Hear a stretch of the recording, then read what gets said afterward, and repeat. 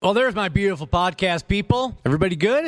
All right, great to hear. Thanks, as always, for listening to the podcast. And, of course, thanks to our friends at Standard Heating and Air Conditioning for making it all possible. Can we believe it's April already? And like the old saying goes, April showers brings gross, disgusting humidity and heat in May. Beat the heat and the summer rush. Have Standard Heating and Air Conditioning out to work on that AC soon. April is the best month to get your air conditioning wrenched on before the huge summer rush starts. So get on that today. Go to standardheating.com and schedule that AC tune-up. Thanks for listening. We love you podcasters. Enjoy the show. The 93X Half-Assed Morning Show.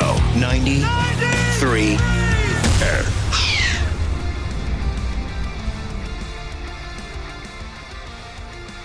Day two. Josh, day two of a scheduled 5-day work week. And I'm counting on you, Cubby, to make it a memorable one. Oh, yeah, memorable. Those are the bar set high. I thought yesterday it went by quick enough, right? We did all right yesterday. No problems yesterday. Welcome to the 93X Half-Assed Morning Show. Oh, what the hell's going on around here? We're expecting world-renowned entertainer C. Willi Myles to stop by at 7:30 this morning. But like I said, until then, we're relying on Josh. I wish I had a little heads up. Maybe I could have prepared something super memorable for you. I shoplifted over the weekend. Oh, hell yeah. I've been telling you need to get more into crime, Josh. Yeah. Is this your first shoplifting offense? Is this your first shoplifting offense since the infamous, don't tell me, oh, I got it, the infamous Seal CD incident of 1993? Yeah, alleged. The alleged incident of 1993. Yeah, and this was on over the weekend. I can't remember, maybe Saturday.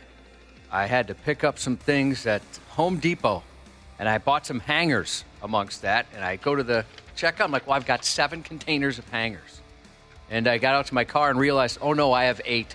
So I had to humbly go back in and buy one more container of hangers. You went back in. And I'm looking around going, God, I hope nobody notices that I walked out with these hangers. I was very nervous. Well, you don't want to be put on a list at a place like that because you love going there, don't you? Oh, yeah, all those stores, Home Depot, Menards, Fleet Farm especially, enjoy those. But, yeah, I didn't want to get kicked out of there. Even or though get a black mark on it. You were already in the parking lot? I started loading stuff in my car, and for whatever reason, I counted again because I thought, wow, usually I'm a get even numbers guy. And Christ, you had made it to your car. Oh, yeah, I was loading up in my vehicle when I realized it.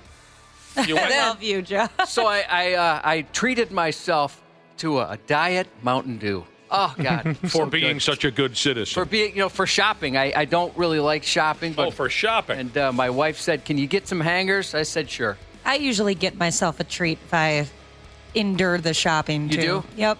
Well, it was karma because I opened it and realized, oh, somebody already opened this, and there's like a sip and a half or 2 sips missing. Oh, gross. That's what I thought. I half thought about going for it, but I could tell it was completely flat, so I decided I'll just skip this. Wow, That's my penance for the pittance that I had stolen. What an adventure you had there. It's been a while since I allegedly stole anything. When you walked back into Home Depot and said, hey, I got this set of hangers, I don't think I paid for them, did anyone have any idea what you were talking about? Well, luckily I didn't have to talk to anybody. Because I used the self-checkout, right? Oh. So I just went straight back to the self-checkout. And you self-checked out that last set of hangers in there. But I was looking around. Why is this man bringing a pair of hangers inside the store to then pay for them? I've got a buddy that calls his mother-in-law hangers. And I told him the story. It's like, you're hanging out with my mother-in-law? Why do they call her hangers? She's got a couple of hangers what the hell? You're just, you're still, year after year, decade after decade, the most honest sumbitch in town. All right. What do we got going on? I mentioned C. Willi Myles coming in at 7:30. Oh, we've got mad love and respect for our listening audience. A few of you are completely irrational dicks, but the great majority of you mean the world to us. Love our listening audience, the brother and the damn sisterhood. Today is one of those days where we get to show it. We get to show our love by dumping an exciting prize on you. Today, keep us tuned in for your shot to win tickets to the Pigs game here in town Thursday night, which, of course, will be Game 3 of the boys' quarterfinal Stanley Cup series, Stanley Cup playoff series with that Vegas club. Now, that's a hell of a deal. Game 2 is tonight. Total scam. Doesn't start until 10 p.m. Most of us won't get to see a minute of the game. But Game 3 here at the X, we're going to get your carcass a pair of tickets. At least you'll have a chance. And at a reasonable hour. Still too late for my liking, but 8 p.m. versus 10 p.m., that's pretty good. Oh, much more reasonable. If you keep listening, you'll have a chance to go see the game live. That I'm very excited about. Don't get thrown out of the game. That will reflect poorly on our radio show. You ever get thrown out of a concert or a ball game? No. No, I've been thrown out of a bar once, and I'm still very embarrassed by it, but I've never been thrown out of nothing like that. Concert, ball game, Smashly, Dana? No, not the top of my head. Nope. Surprisingly. I feel like I should have a story for this. I don't think I've ever been thrown out of a ball game. The majority of the concerts that I have attended have been in honor of this place, I guess, because of this place. So I try to behave. Right. Because I don't want people to be like, oh my gosh, is that the girl from the morning show? Of course. Anyone in our listening audience, you ever been thrown out of a concert or a ball game? 651-989-9393. Text us. What did you do? How'd you get thrown out of the concert? How'd you get thrown out of the ball game? I even remember, Ashley, in the early days of your career here, we had one of our silly boat cruises scheduled, and we're all filing onto the boat. I don't remember if this was a summertime deal like we have around Independence Day or the fall gimmick that we do in September. But you were pretty new, and we had some incidents around here where people were misbehaving at station events. And it started a conversation amongst the 4 or 5 of us about how we should always be watching our behavior. At least, everyone wants to party, and that's fine. But don't go too crazy at these station events, because we are representing the station. And that message must have really set in for you, because, again, you had just started, and we're boarding the boat for one of our boat parties, and you didn't see that I was standing there. But you had 3-4 of your friends with you, and you turned to your friends right before you walked onto the boat. I watched you turn to your friends, and you said, if any of you embarrass me on this friggin' boat, I'll kill you. And then you boarded the boat with a big smile on your face. Hi, everybody. You got into character. I still give that speech, and sadly, even though I gave that speech for one of our boat cruises, somebody did not listen to me whatsoever. And on the way home from that boat cruise, I lectured him like I was a mom lecturing my 5-year-old. I was like, I am disappointed. Yes. In the I'm way not you mad. acted. I'm disappointed. I've had one of those conversations with a friend, too. It's frustrating. Everyone gets a little wild now and again. You just can't go too mental because, for God's sake. So text us, 651-989-9393, if you've ever been thrown out of a concert or a ball game. What the hell did you do? I was asked to leave. Josh, I'm embarrassed by this. I was asked to leave a Cinderella concert years ago because I was caught recording the show. I'm kind of surprised back then especially. What did you bring in, like a giant tape recorder? No, it wasn't. It wasn't back then like the 80s. It was back then like the late 90s. It was embarrassing, but also I was a little pissed. Before the show, for the radio station, I went with the DAT recorder.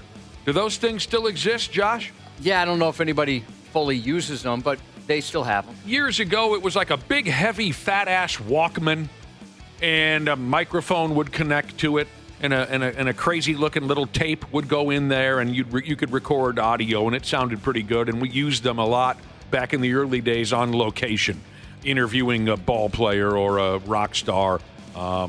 Maybe you remember the story of my disastrous attempted interview with Black Sabbath, where I fell down and dropped the recording machine, and it broke into a million pieces. That was a DAT recorder. So I brought this to the Cinderella concert because before the show, I had a chance to talk to Tom Kiefer and Fred Coury from Cinderella. Right, Josh? Mm-hmm. Interviewed them got some liners, what do they call them, drops, all that radio nonsense. And so I had this recorder on me during their show at a bowling alley. Keep that in mind. And yes, at the open of the show, I took the DAT recorder out and I hit record and I just had the microphone kind of in my hand. I wasn't going to use this for any nefarious reasons. I was going to use it for myself. I just wanted to. I'm a massive Cinderella fan, and I just thought, hey, tomorrow morning when I get to work, it'd be kind of cool to hear the show. And up walks this manager character. I don't remember if he represented the band or the bowling alley, but he walks up to me. We had just met an hour prior or whatever when I interviewed the band members, and he walks up and says, hey, man, you're out. And I said, I even kind of looked behind me, like he was talking to somebody else. I said, what do you mean I'm out? Can't record the show. And I said, yeah, I know. I'm sorry. I just was recording a couple of songs, so tomorrow morning when I get to work, I can. He goes, well, you got to go right now or I'll get the cops. Jesus. And I said, don't you remember? He goes, you got to go.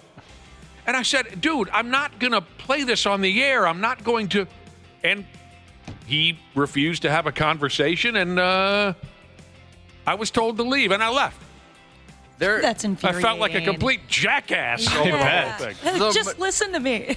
The majority of the live music I watch now was recorded by somebody's phone at a concert. So I see those on YouTube all the time. So now that I think of it, has that rule just been completely thrown out of the works from live concerts? Well, now? some artists will say you can't bring your phone in, right? Or if we see a phone, we're going to kick you out. But I think that's not super common. No, I just know of a few bands that do it. You got to lock your phone up in one of those cases. I know comedians like Dave Chappelle insist upon it because they don't want, his material to get leaked out for people who haven't seen his new hour or whatever he does at this point. That was so dumb. I felt dumb. I thought the guy was being dumb as well. Come on. I mean, I think I even offered. I said, here, you can take this from me right now, and I'll come get it from you at the end of the show, just to show you that I'm not trying to be some kind of goofy music pirater character.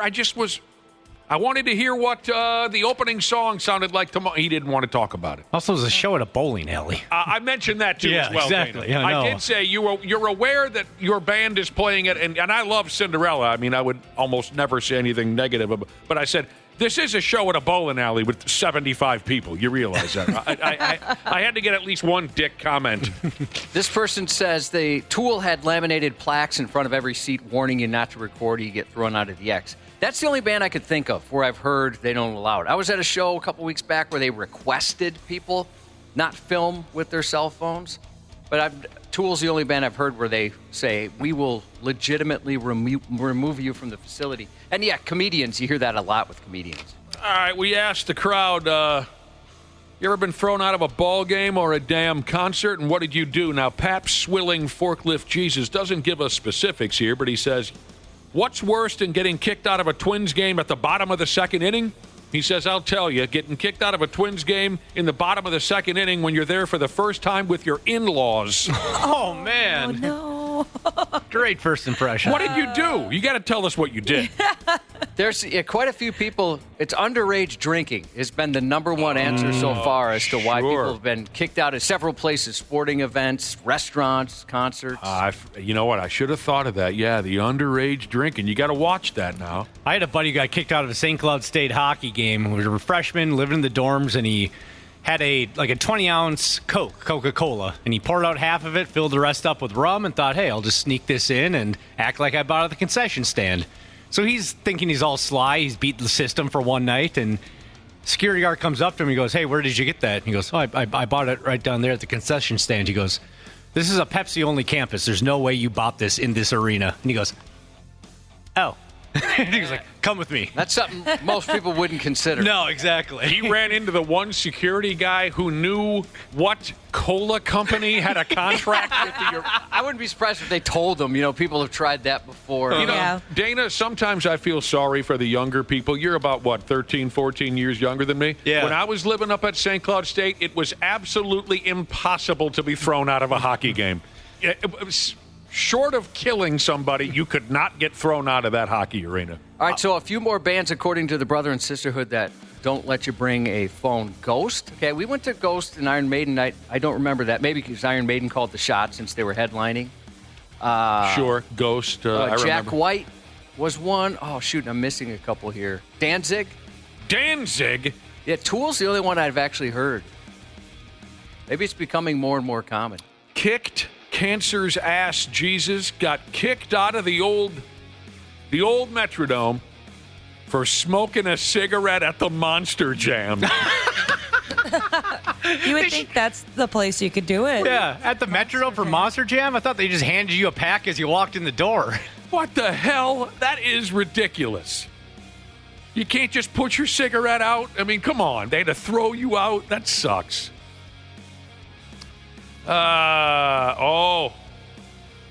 P-Man, Josh. You know him?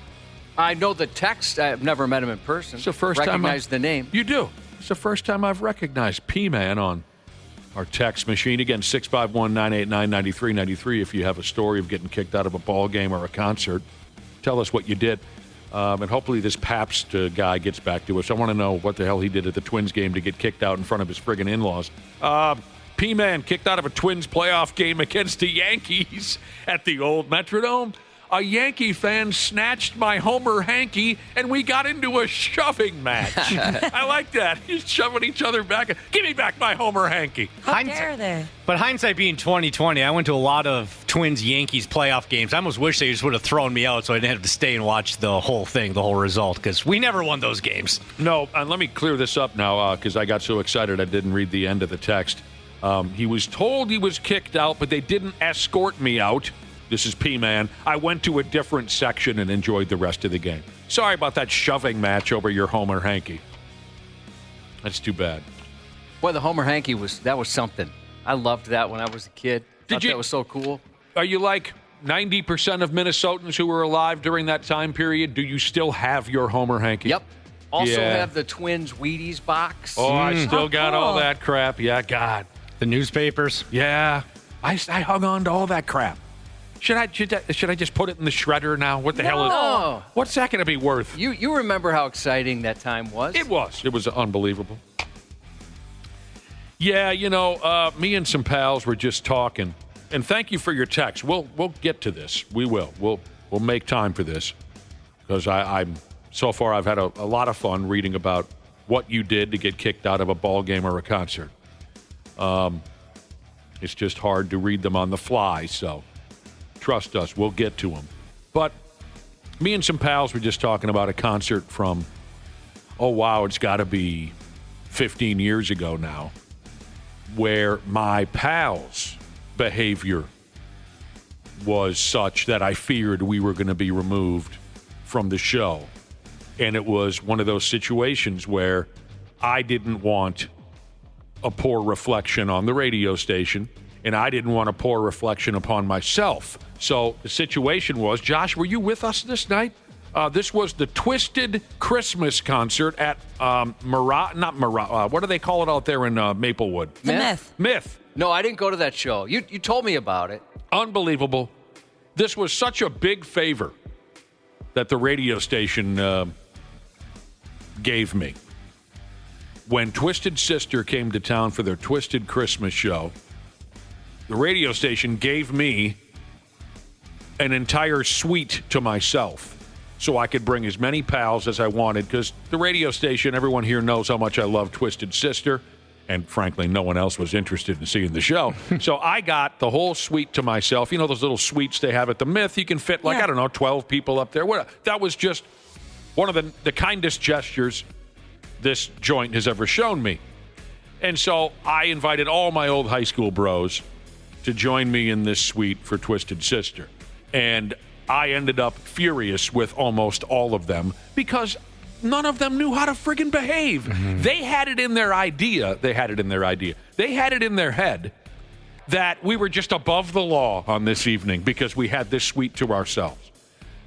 All glass windows and walls in this suite. If you remember, at least that's how it used to be there. There's a cop standing right outside of our suite. He can look in any time. And before the show even started, 5-6 of my buddies are sitting on those fancy couches there, and they're packing a joint stick. and lighting it and passing it back and forth. And I came around the corner. I said, there's a freaking cop right.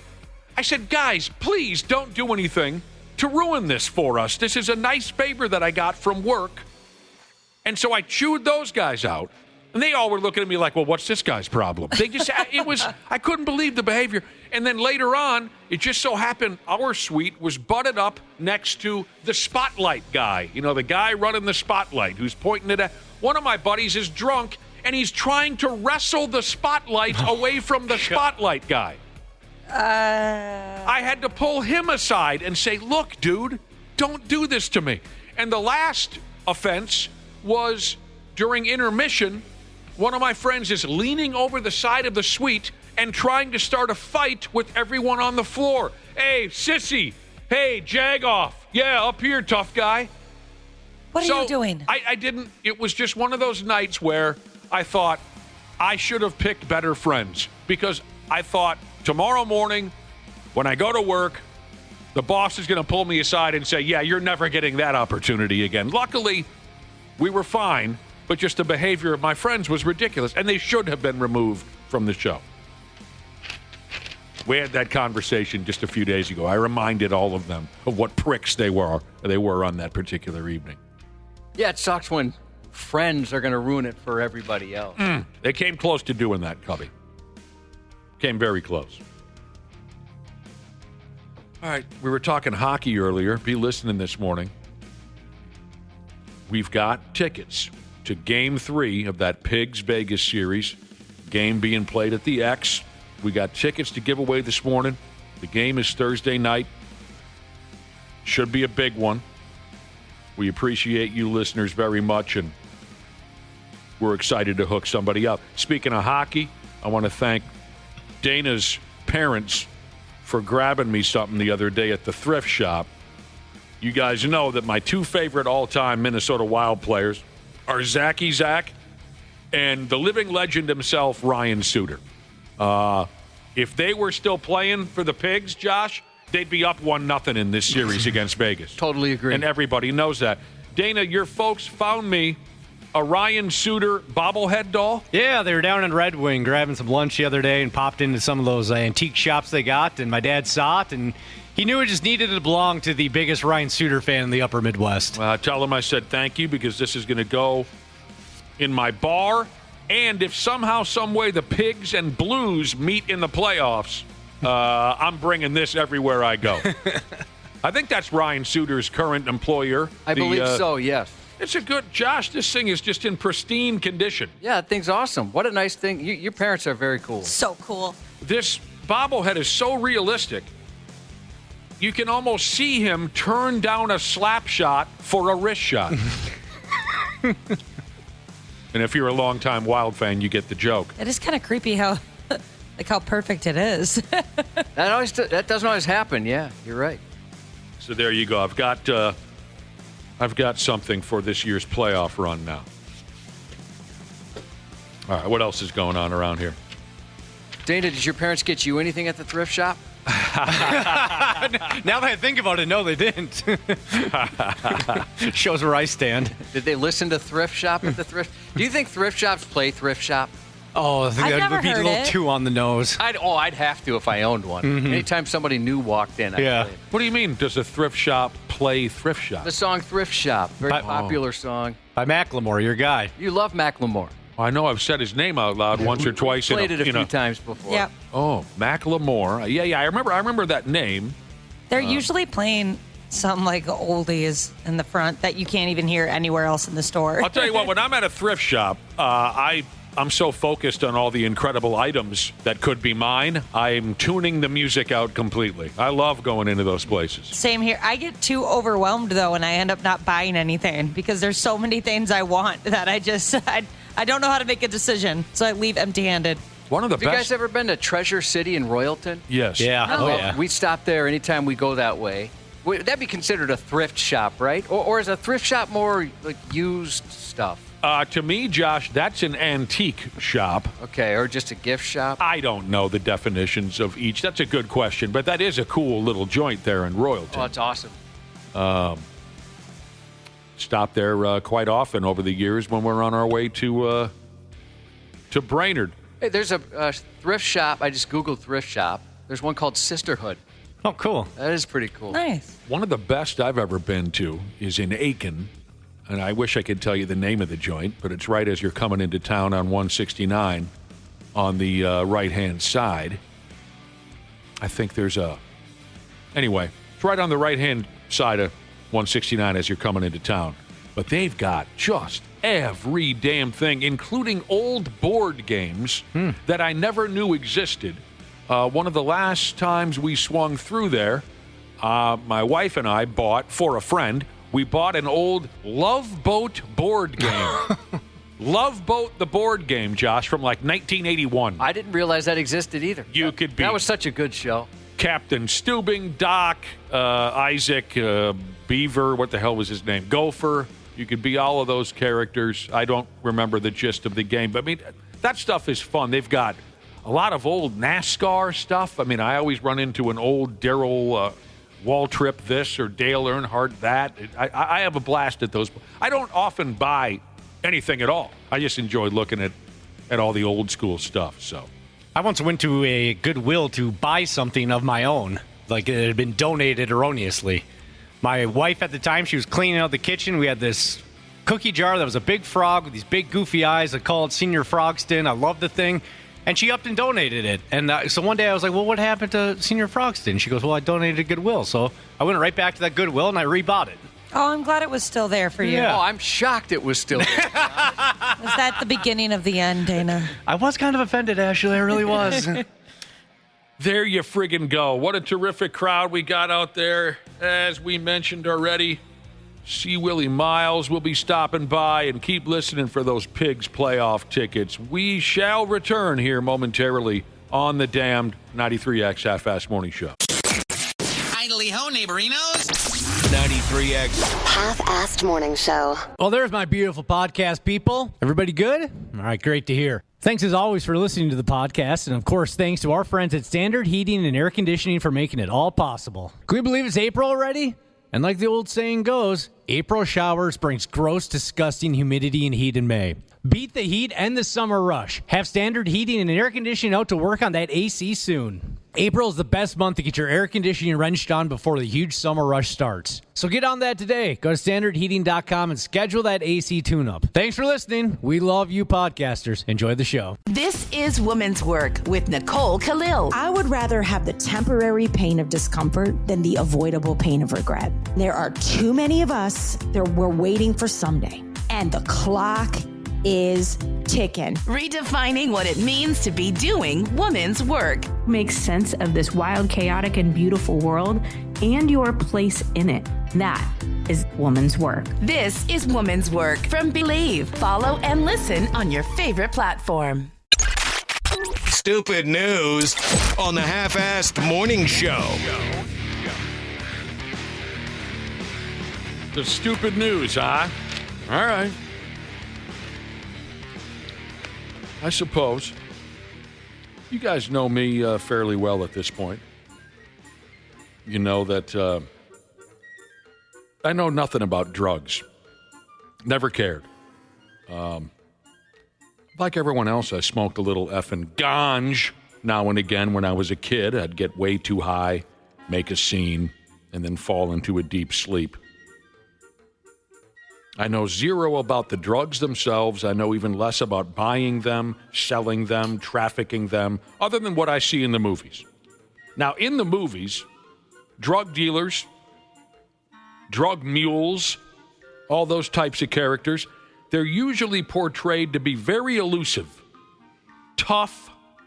Some of them are portrayed to be brilliant, very difficult to apprehend. As we all know, real life can be very different than what we see in the movies. We read a lot of crime stories, or I suppose that's the proper way to put it. We read a lot about crime, talk a lot about crime on this program, where the criminal is straight up the dumbest sumbitch in town. It's not like in the movies. This here guy, in a place called Richland, Mississippi. Let me just tell you what happened. First off, We got a feller driving around with $200,000 worth of drugs in his car. Is that still a lot of drugs in the year 20 and 25? $200,000 worth of drugs? Sure looked like a lot. Yes. Yeah. The pictures they posted. He's driving around with $200,000 worth of drugs. A Richland, Mississippi policeman officer pulled this character's vehicle over for a traffic violation earlier this month. And the officer smelled geef. The driver, a total dildo by the name of Carl Domino, who is effing 58 years old. He admitted to smoking a joint stick in the car. He even handed the cop the joint he was pulling on. This is some good stuff. You should try it. Hold this for me, please.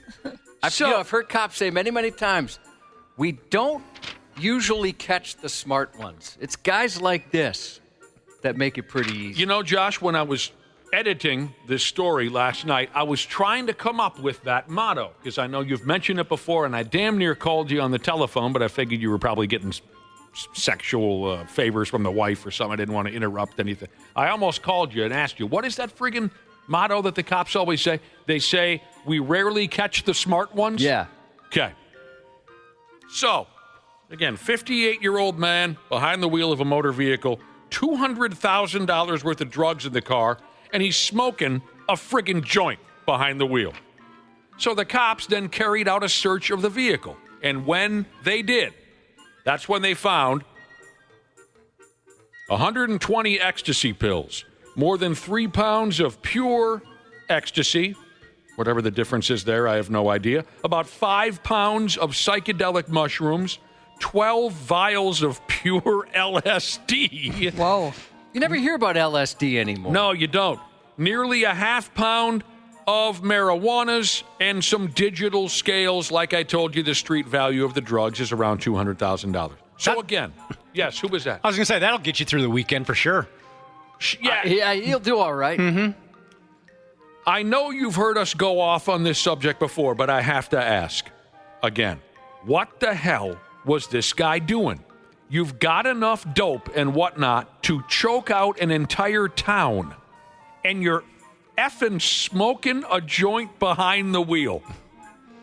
Just be a little bit smarter here, bud. Just wait till you get where you're going. It makes me wonder, who's running this operation? This guy, stupid 58-year-old Carl, is your best option to transport these drugs? Maybe he's the most expendable. I'm starting to think drugs might lead to some bad decisions sometimes. You might be onto something. And also, you mentioned, too, he's pulled over for some sort of violation, so he did something else to attract the cops' attention. He did. It's just, again, in the movies, the guy driving the dope is usually the sharpest character in the whole crew, right? This effing Carl puke just more or less gave it all away. He didn't even make an effort. When the cop said, hey, I smell marijuana in your car, he handed the cop the joint. I mean, you're the driver, man. Come up with something. Or just hit the gas and just get the hell out of there. Yep. Not that I want to see a high-speed chase happen and then, dangerous things. I'm just saying, this guy just gave it away. He's a near 60-year-old man, but he couldn't keep from getting high behind the wheel like a damn 10th grader, and he has $200,000 worth of product in the car. It just surprises me. It does. His mugshot is on 93x.com, and he looks brilliant, doesn't he? He's kind of like, well, this is some BS. Yeah, he does. My favorite part is that he's just a little guy. Just a little old man. He's 5'3", and the mugshot just makes me laugh because it makes him look even shorter. They did that on purpose. Yeah. I mean, they started the mugshot, and I know it's supposed to get your face, but they could have cropped that a little bit. They started it a little high. Yeah. They did their best to make him look tiny. It's almost like he has to look up at the camera. Yeah. If I started selling crack rocks today, you know who my driver man would be? Cubby. The sumbitch doesn't even drink. His record is clean as a whistle. But this gang, whoever they are, have near 60-year-old Carl with his little skinny joint in his mouth driving all their drugs around. It would be, Josh, I would try to at least hire you as my driver, man. I certainly wouldn't call the 60-year-old loser in town. Yeah, I think it's a combination of being stupid, high, and then also probably very arrogant, thinking he can get away with anything. Carl was arrested and charged with drug trafficking. Now, here we go. One last little cherry on top. Police said that Carl had been arrested more than 20 times before and had been convicted of at least a dozen felonies in 7 different states. And he's your driver, man. And do a background check. Drug dealers are getting lazy these days. Oh, geez, Jesus said it was a diversion. Cop pulls over a car with $200,000 worth of drugs, while the other car with $2 million worth of drugs drives right on by. Who was that? That was Oh, geez, Jesus. Same explanation or theory was sent in by over-exaggerated inch Jesus. They must have maybe been in a drug-pushing gang or watched a documentary or two. They say that Carl was the decoy car, and there was another cop that drove right by. Another car, full of drugs that drove right by the cops. That's a lot of money, but yeah, it's enough that it's going to keep the cops busy. That's a good point. How about that? But you didn't mean not to. Jesus is questioning my idea of hiring Josh as my driver, man, when I start selling crack rocks to kids. But you didn't mean not to. Jesus questions whether or not you, Josh, will be able to keep your composure. Oh, no. That's the thing. If we got pulled over, they would realize they would assume I was on something or the most nervous person in the entire world. Yeah, Josh can't know that he's hauling around drugs. Yeah, you'd have to keep it a secret from me. Oh, I think you could handle it. Another texter says, yeah, but isn't Josh also near 60? I'm getting there. Well, he's 50. He's 50. Closer than a lot of people. Oh, yeah. Emotional boner Jesus brings up if I drive, it'll be the one time I get pinched for tint. Yeah, I've been pretty lucky so far. We got to get the tint off your windows if you're going to be my crack rock driver, man. But you like that? You like that tinted window look? I do. All right. Yeah, you're right. We'll take my wife's car. I gotta hear a story about a drug gang that kind of mirrors what I see in the movies, where they're all kind of sharp-dressed, rough-looking, but yet handsome individuals. All of them do their job perfectly. I want to hear about one of those in real life. All right. I came off quite gobsmacked by that first story, didn't I, Cubby? Yeah, a little bit. I could tell. To use an obnoxious English term, gobsmacked, which means flabbergasted, dumbfounded. Now, this here deal brings something completely different out of me. And it's real simple. It's just straight up rage. 100% pure rage. I had trouble keeping it together when we first reported this effing nonsense years ago, and nothing has changed. This makes me off the charts angry, so I'll do my best to hold it together like an adult. The effing stupid Kool-Aid Man, stupid TikTok, stupid effing challenge has made a return to a neighborhood called Staten Island, New York. Oh, yeah! So dumb. Yeah, this is. I love the Kool-Aid. Not even that soundbite can do anything to keep me from. I mean, I want to choke somebody. I forgot how great those commercials were. I watched a supercut of all the old, 80s Kool-Aid Man commercials. Yeah. And I also forgot how much the Kool-Aid Man meant to. I looked forward to those commercials with all the different things he'd bust through. Oh, that was some great marketing towards kids. They had us hooked. And the oh yeah, Mm-hmm. So good. If you are unaware of the stupid Kool-Aid Man, stupid TikTok, stupid effing challenge, it's a social media trend where teenage kids kick the piss out of fences in the neighborhood to imitate the Kool-Aid Man's gimmick from his television commercials where he crashes through the walls of this place and that place because Kool-Aid is so delicious or whatever. You know the bit.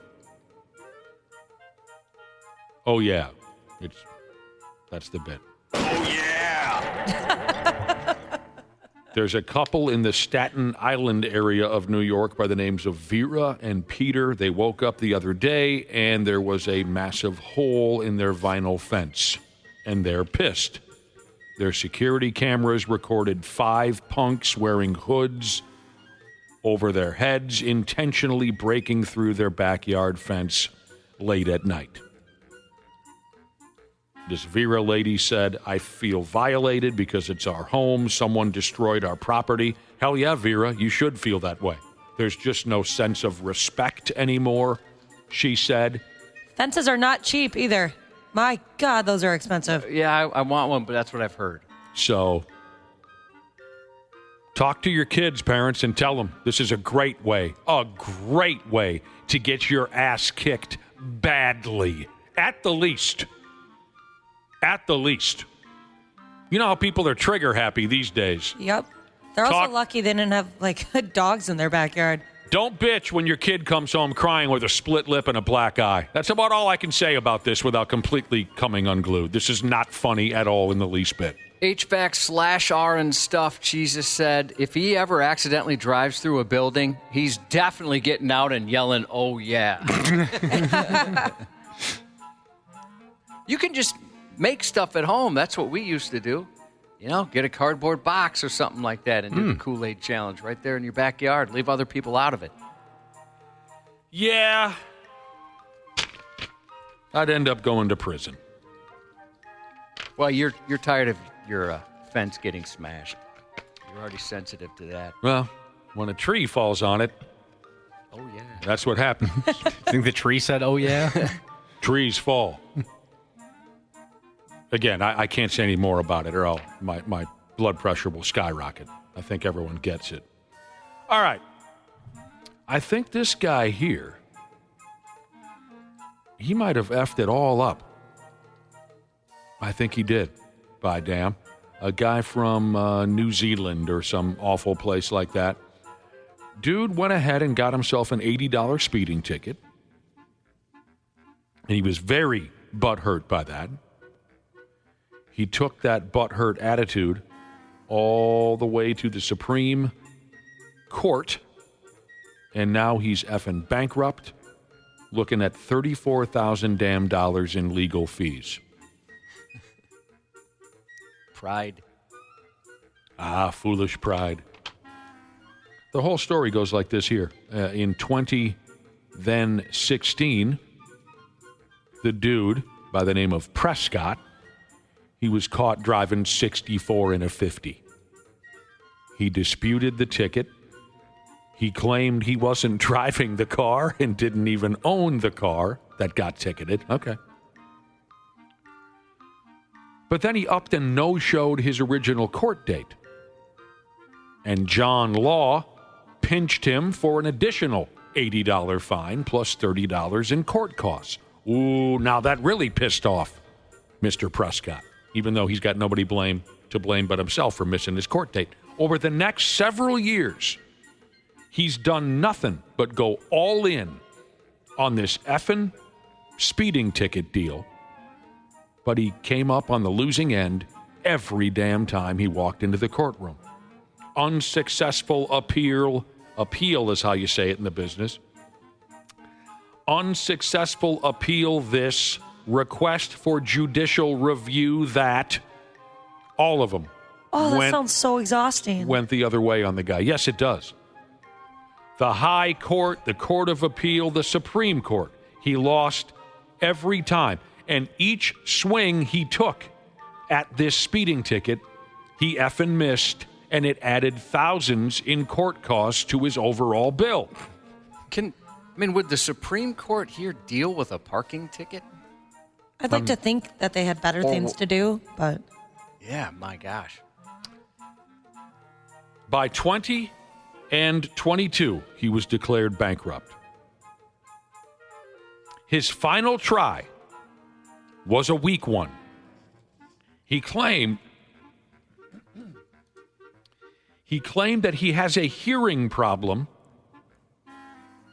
and that prevented him from following along with what was going on during one or two of his appearances in court. Just pay your ticket, dude. God. A judge told him to save it. The judge said Mr. Prescott provided no evidence of a hearing impairment and simply lacked evidence in his arguments from day one. Now, they're going to be kicking down his door and somehow dragging that $34,000 out of him, one way or another. God, that sucks so bad. Some folks, man. Pride, Josh said, sure. I'm some sure folks, it's like gambling, right? For some folks, you're down and you think, well, I'm just going to go to the next thing and I'll get back up. And never happened for this guy. For some, it's impossible to see beyond their own bullshit. Some folks will never admit that they could ever be to blame for anything, and it's truly incredible. Yes, Ashley. I used to contest my tickets if I ever got anything like for speeding or, I don't know, something small. And why? Because you believed you were innocent, or just no? Because almost every single time you do that, the 2 times I did do it, and then the couple times I went with my ex for him to contest a ticket, they usually just don't bother, and they're like, yeah, we'll throw it out. Yeah, really? When I was a young person, for whatever reason, I just didn't care. It didn't bother me to get speeding tickets, and I would do it every single time as well.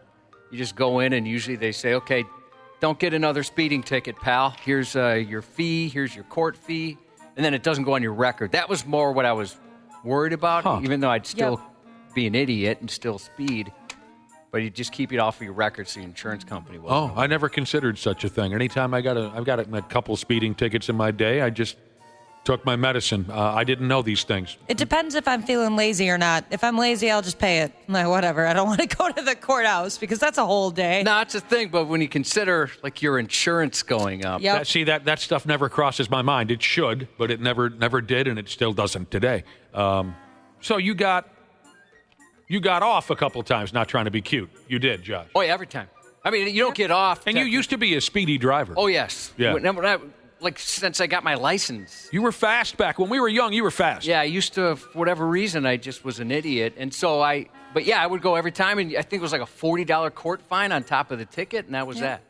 One time I got a ticket, and the guy was really, really cool, and he's like, for a year now, you can't get a ticket. I'm like, all right, no problem. I got a ticket the next day. Oh, dude. And I went in, and the guy's like, didn't I just see you yesterday? And I'm like, yeah, it happened again. I was kind of hoping I'd find someone else. Good for you. Good for you to even consider that. Because it never crossed my mind, my record, my insurance. I don't know why. I'm just a stupid idiot. And this dude said, hey, good news for you. The ticket hasn't been entered in the system yet. So we'll just do the same thing. Huh. You pay the cost, you pay the court fee, and then that's that. Yeah, you used to be, as my dad used to put it, not specifically about you, but this was the word he always used about fast drivers. He would have called you zippy. Yeah, you would zip through town. But this guy, $80 speeding ticket, he turns it into a $34,000 debt. He just boned himself dry. Only went to court once.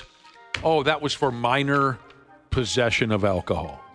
Oh, did you have to take one of those classes? No. Oh, I've heard those are a lot of fun. Yeah. Complete opposite of that. I'm being sarcastic. Yeah, my friends have had to take them, and they said they're just awful. Because they received one minor possession ticket? An actual, underage drinking. Oh, this was possession on a night where a friend of mine got pinched for a DWI. The rest of us in the motor vehicle, we were given minor possessions. And, did he get a D-dub as a minor? Yeah. Oh, that sucks. Well, that's what you probably want to get it, right? Yeah, but still, Or I guess maybe, does that go off your record like something else when you're not an adult?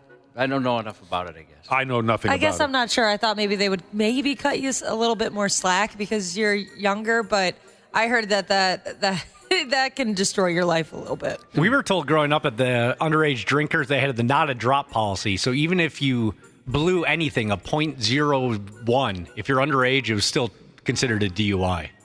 Oh, Yeah, I think you're right. I don't know all these rules and laws. This was a long, as you might have guessed by now, this was a long, long time ago. But yeah, dude got a Dewey. The rest of us got minors. I know jack squat about the law, but this was 1989 or 90. I was surprised that my ticket for minor consumption, if I remember correctly, was more expensive than the guy who went in front of the judge before me, and I think he got caught with pot. And I think my ticket was more expensive. People are saying I got in and out of there as fast as I could.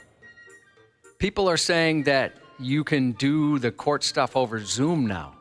Oh, really? Oh, that'd be a little easier, Heck wouldn't it? yeah. I'm lucky I haven't got a ticket since 97. I haven't even been pulled over since 1999. I'm probably jinxing myself.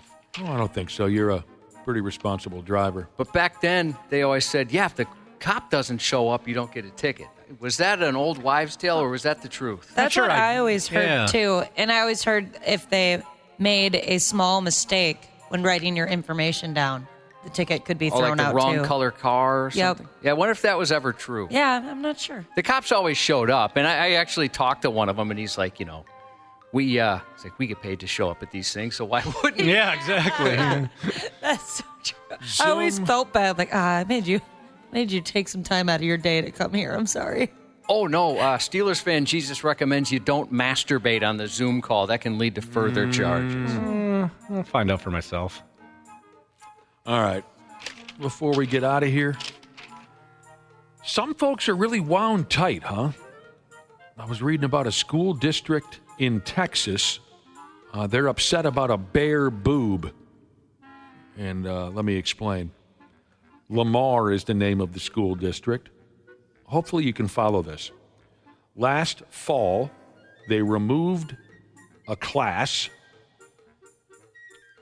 Well, I'll read it as is, because if I try to freewheel, I'm sure I'll use all the wrong words and you won't have any idea what I'm talking about. Last fall, they removed a section about Virginia from its online learning platform used by 3rd through 5th graders. Do you understand what I mean when I say removed a section about Virginia from its online learning platform? Yeah, I can piece it together. Good. Because I don't.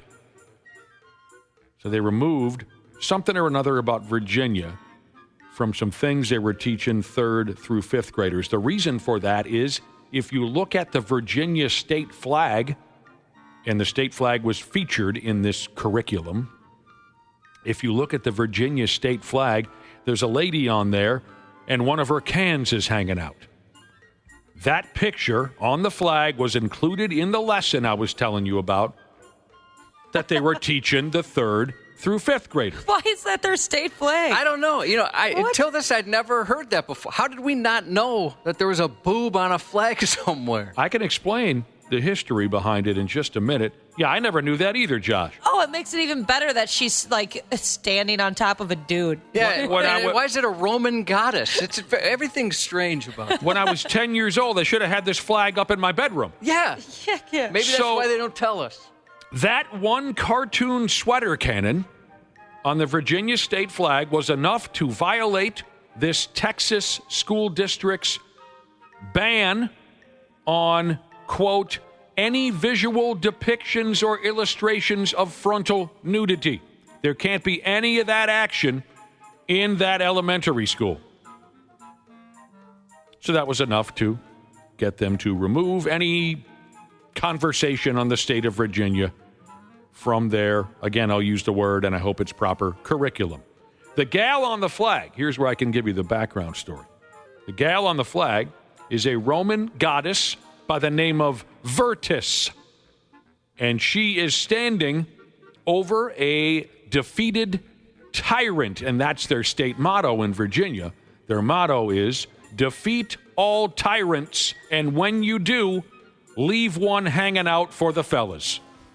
Well, and she's kind of, she's got a toga type dress thing on. And he can look right up that thing too. This is a very provocative flag. And in the Roman times, I don't think ladies wore drawers at all. Oh, I wouldn't think so. Definitely not. So he's probably getting a look at the beef. He can see through all the hair. Oh. Oh, you think? What? I also don't think they shaved. I bet you're right. Their vaginas? Yeah. Other parts too, probably. Yeah, that would be kind of disappointing. He's got a great view, but he can't see anything.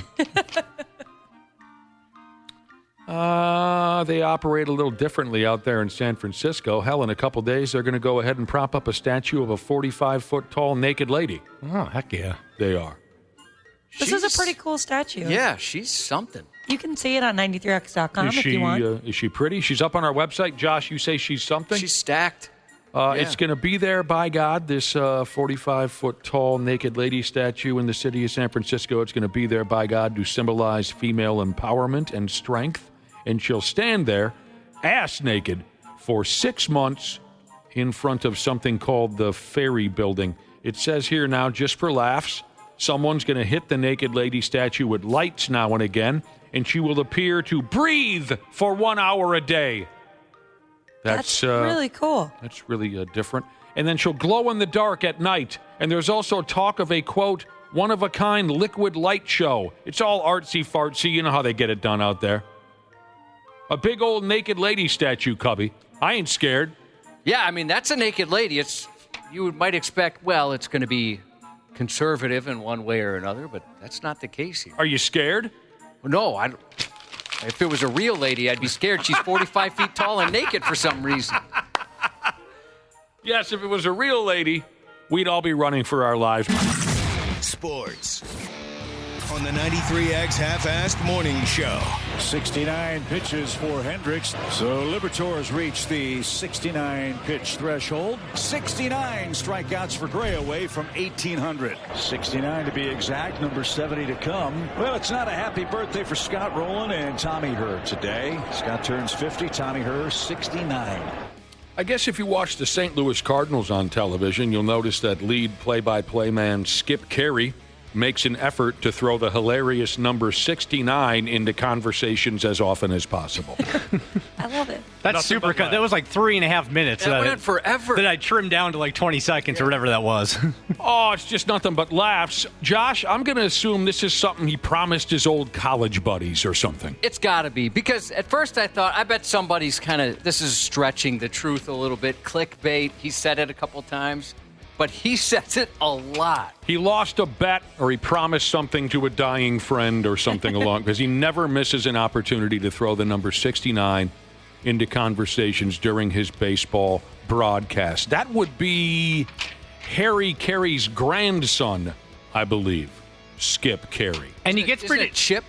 I'm sorry, Skip or Chip, whatever I thought it is. It was Chip.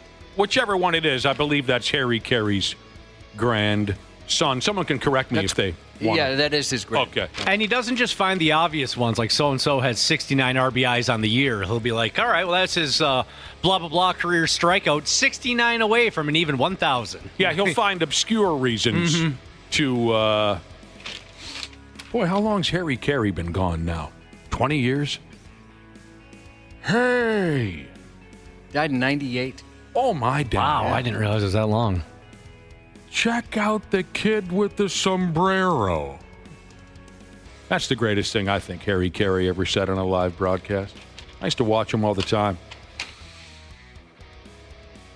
Hate the Will Ferrell imitation of Harry Carey. It's terrible.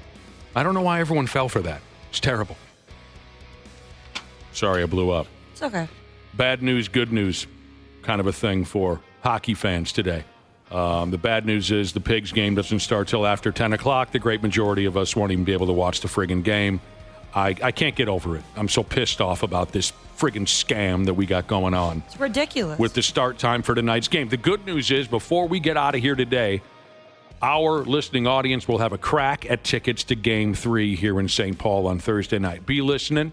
We got tickets for Game 3 Thursday night against that Las Vegas club. Wolves-Lakers, Game 2 tonight. A little more of a reasonable start time, 9 o'clock, still sucks. But Wolves-Lakers, Game 2 on TNT. Let's get that Twins-White Sox series going already, right? Oh, man, can't wait for that. Tonight's the first to 3 with the White Sox. We'll talk to Glen Perkins this morning at 7:30 about every damn thing. We'll take a break, come right back with Josh's news report here on the program. 93X Half-Assed Morning Show. Nice. 93X. Nice. Well, there's my beautiful podcast, people. Everybody good? All right, great to hear. Thanks as always for listening to the podcast. And of course, thanks to our friends at Standard Heating and Air Conditioning for making it all possible. Can we believe it's April already? And like the old saying goes, April showers brings gross, disgusting humidity and heat in May.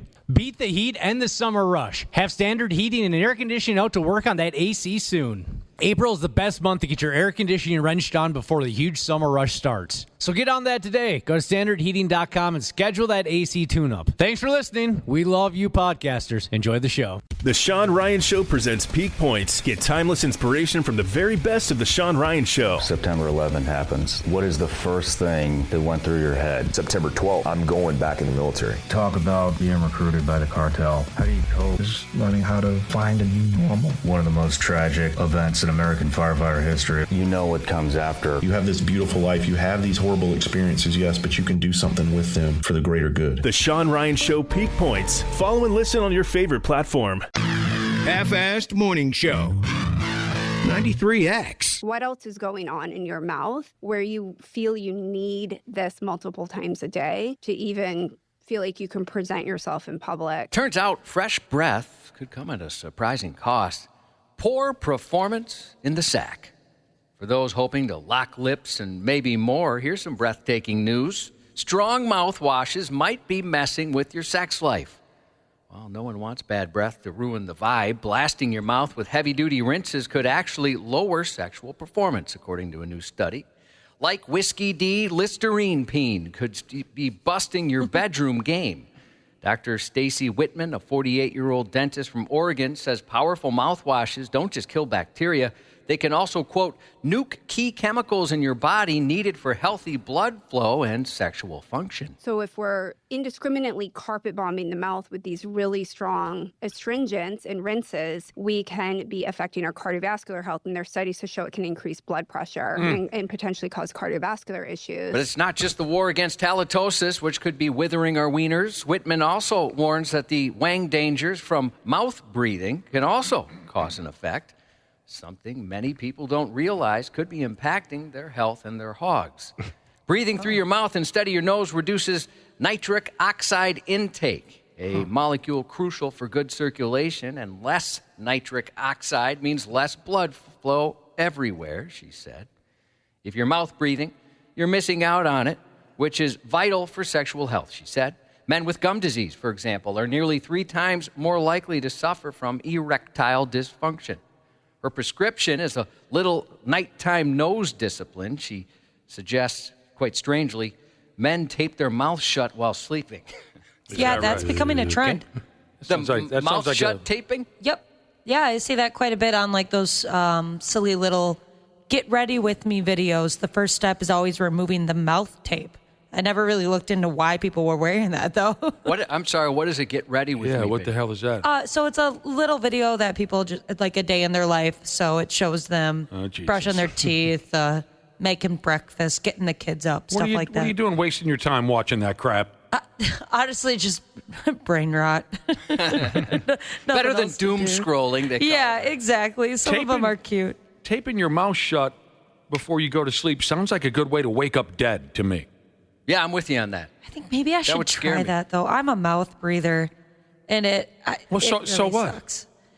That's so stupid. I guess, well, it annoys my fiance, he says. Oh, who cares what he thinks? How come you can't figure out how to breathe through your nose? I don't know. Look at your fiance and look at you. He's not going anywhere. Thank you. I used to have a real serious addiction. I'm not going to call it an addiction, but I used to use a lot of mouthwash multiple times a day. I loved it. I'm not doubting what this lady says about how it might end up killing your rod, but it never created a problem for me. Back in those days, Josh, I was pinballing back and forth like I was a sewing machine. True that. High five. Yeah. But I haven't. I weaned myself off of mouthwash not that long ago, but I used to love it. Love it. Love that feeling. It's part of my routine. Is it? And my get ready with me videos. It's too stingy for me. I don't like it. You still use it regularly, Josh? Yeah. Okay. At least once a day. Yeah. So, I mean, the trade-off is you have rank breath and people are going to maybe avoid having sex with you, or you use it and you have minty, fresh breath, but you can't get an erection. Yeah, you got to tell the old wife, I'll give you some fresh breath or I'll give you a boner, but I can't give you both. Yeah. You got to pick one. You're going to give her a boner? Well, provide one for her to utilize. Provide one for her in order for her to utilize in a fashion that both of you will become accustomed to. Right, okay. That's a good point. Yeah, it might get confusing if you say, I'm about to give you a boner. I mean, mine. You can have it. Deputies were called to a Walmart in Orlando Wednesday after getting a report of someone pretending to be law enforcement. When they arrived, they spoke with a truck driver who said he'd parked in the store's loading area at 8 a.m. Not long after, a man, later identified as Michael Diaz, approached the truck, knocked on the window, and claimed he was a sheriff's deputy. To prove it, he flashed a business card with the Florida Sheriff's Association logo. He then demanded to see the driver's license and ordered him to step out of the truck. The driver complied, but was suspicious. Diaz wasn't carrying a gun. He didn't have a radio, and he refused to show a badge. When the driver began dialing 911, Diaz jumped into an SUV and sped away. Later, when questioned by real cops, he said he believed the Walmart truck was connected to human trafficking and that his worn Sheriff's Association business card somehow gave him the authority to intervene. What is wrong with this guy? The Walmart truck wasn't connected to human trafficking, and the business card didn't give him the authority to do anything. Deputies also noticed Diaz may have been drinking. Authorities discovered he has an active felony burglary warrant. He was arrested and charged with impersonating a law enforcement officer. Total jag-off. Another one of these grown folks who wants to play pretend cop. He thought the Walmart truck at Walmart was human trafficking. Right. What? Dude. What else could it be? About a dozen Bozeman, Montana police officers faced disciplinary action after taking part in a game they called mid-shift bingo. I didn't have that on my 2025 bingo card. Son of a bitch bastard. That's a bingo. For 12 days, two patrol teams played the game by checking off bingo squares tied to real police actions. Things like executing a search warrant, making a drug-related DUI arrest, or arresting multiple people from one car. It did look like your standard bingo card. Then they filled in squares of things that they wanted to see happen or have happen in order to check off that box on the bingo card. The game came to a halt after a supervisor found out. Bozeman Police Chief Jim Veltkemp later called it well-intentioned, but admitted it sent the wrong message. We don't tolerate even the appearance of impropriety, he said, though an internal investigation found no evidence of cases being manipulated. An example of one of those was a search warrant on a car, which in and of itself, that is part of their duties. The concern is if they manipulated anything in order to be able to search a car. He didn't specify what, if any, discipline the officers face, citing personnel privacy rules. The officers involved who had these cards handed to them, we had a lot of long conversations about this, and they were warned about how inappropriate it is. But the supervisors who participated or had any knowledge of it, they were disciplined beyond that. But again, I can't talk about exactly what it was because it's a personnel issue. Sounds fun. It does. Yeah, it really does. I mean, I guess I kind of understand what they're saying, but it doesn't seem that bad. I mean, you would hope they're not just going, oh, look at that, crash, broken taillight. There's one for the bingo card. Officers were reminded they must always follow proper procedures. And the investigation found no misconduct, dishonesty, or altered reports. You know, they are trying to make a living policing Bozeman, Montana. You might have to do something or another from time to time to, you know, add a little, what's the word I'm looking for, Josh? Whimsy. Yeah, add a little whimsy to the operation. What started as a sweet Easter surprise turned into a chilling crime in Brazil. A woman sent poisoned chocolate Easter eggs to her ex-boyfriend's new lover. 35-year-old Jordalia Barbosa, dressed in disguise to buy the chocolate eggs from a local supermarket. She then laced them with an unknown substance and had them delivered to 32-year-old Miriam Lira, her former partner's new girlfriend. Tucked with the toxic treats was a handwritten note which read, "With love, to Miriam Lira, Happy Easter. Lyra, unaware of the sinister intent behind the gesture, shared the chocolates with others. And it wasn't Barbosa's first attempt to harm her romantic rival.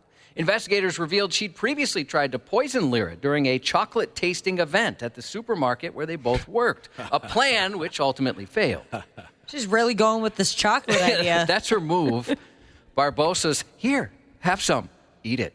Barbosa's trail unraveled when authorities traced receipts to the chocolate purchases back to her. She was arrested last Thursday while traveling by bus to her hometown. Her ex-boyfriend also told police he suspected that she may have been behind the attack. The bitter Brazilian admitted to buying the chocolates. She denied, however, tampering with them. Police weren't convinced. Among her belongings, they found 2 wigs, scissors, greeting cards, and several unidentified substances. Officials say the motive behind the plot was revenge and jealousy. Oh, I'm sure they had a really healthy relationship when they were together. I want to hear more about this guy. His current girlfriend and his ex-girlfriend both work at the same grocery store. Yeah. That can't be easy. Oh, yeah, I didn't notice probably that. where they met, right? Yeah, he's got a type. Too. Oh, maybe he works there by damn, too. That'd be my guess. The case follows another disturbing incident in Brazil just months ago, where a woman baked a Christmas cake laced with arsenic, poisoning 6 of her own relatives. I can understand poisoning your own relatives. I can.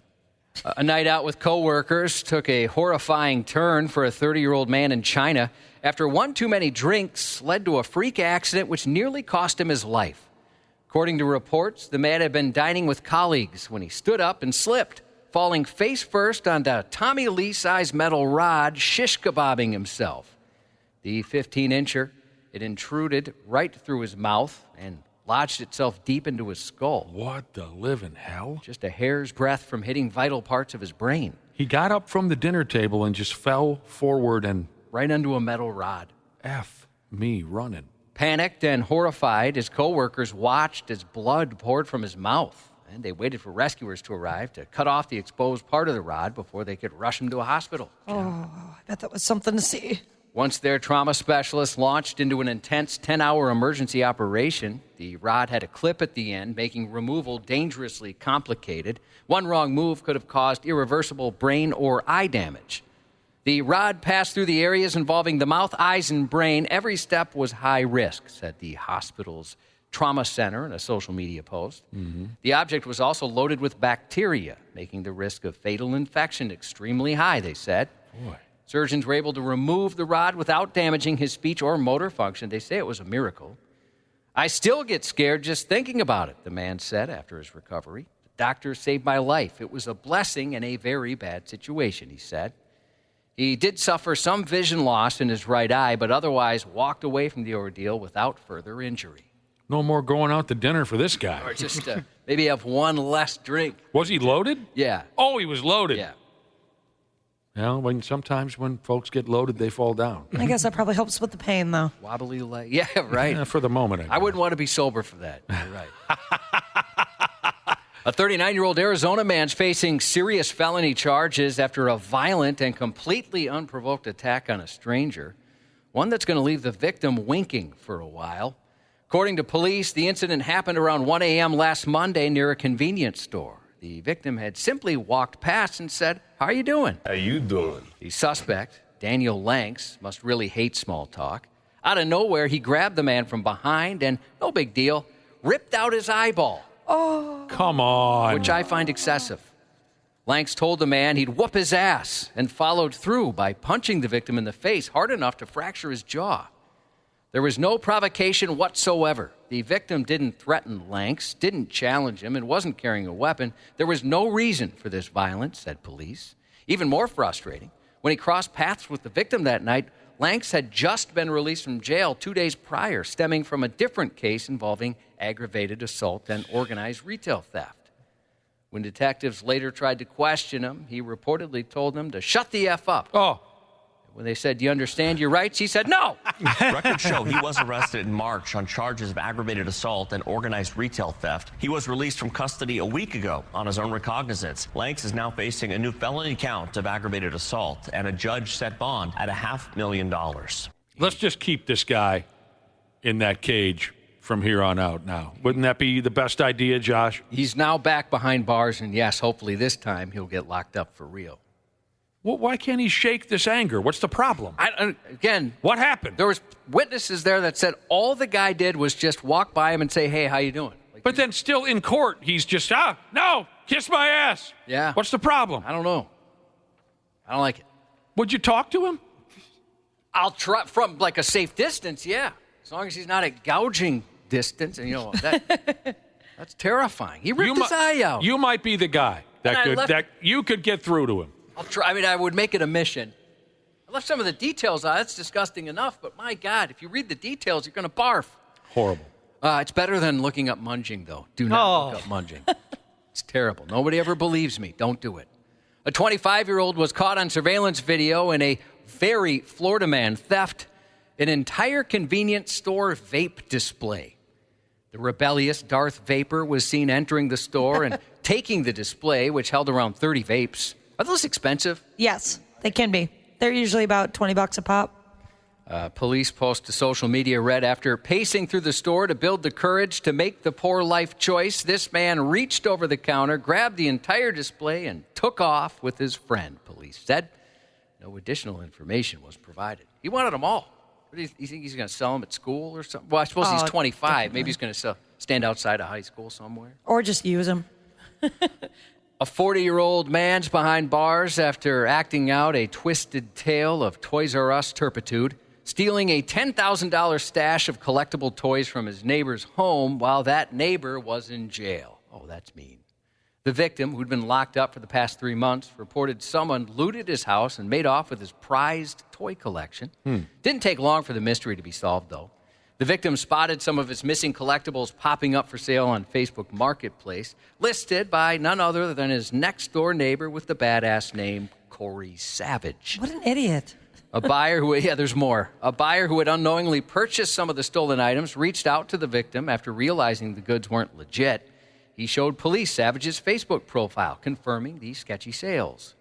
Police hit Play Dirt with a search warrant that revealed photos of the stolen toys, posts about selling them, and chat logs discussing prices.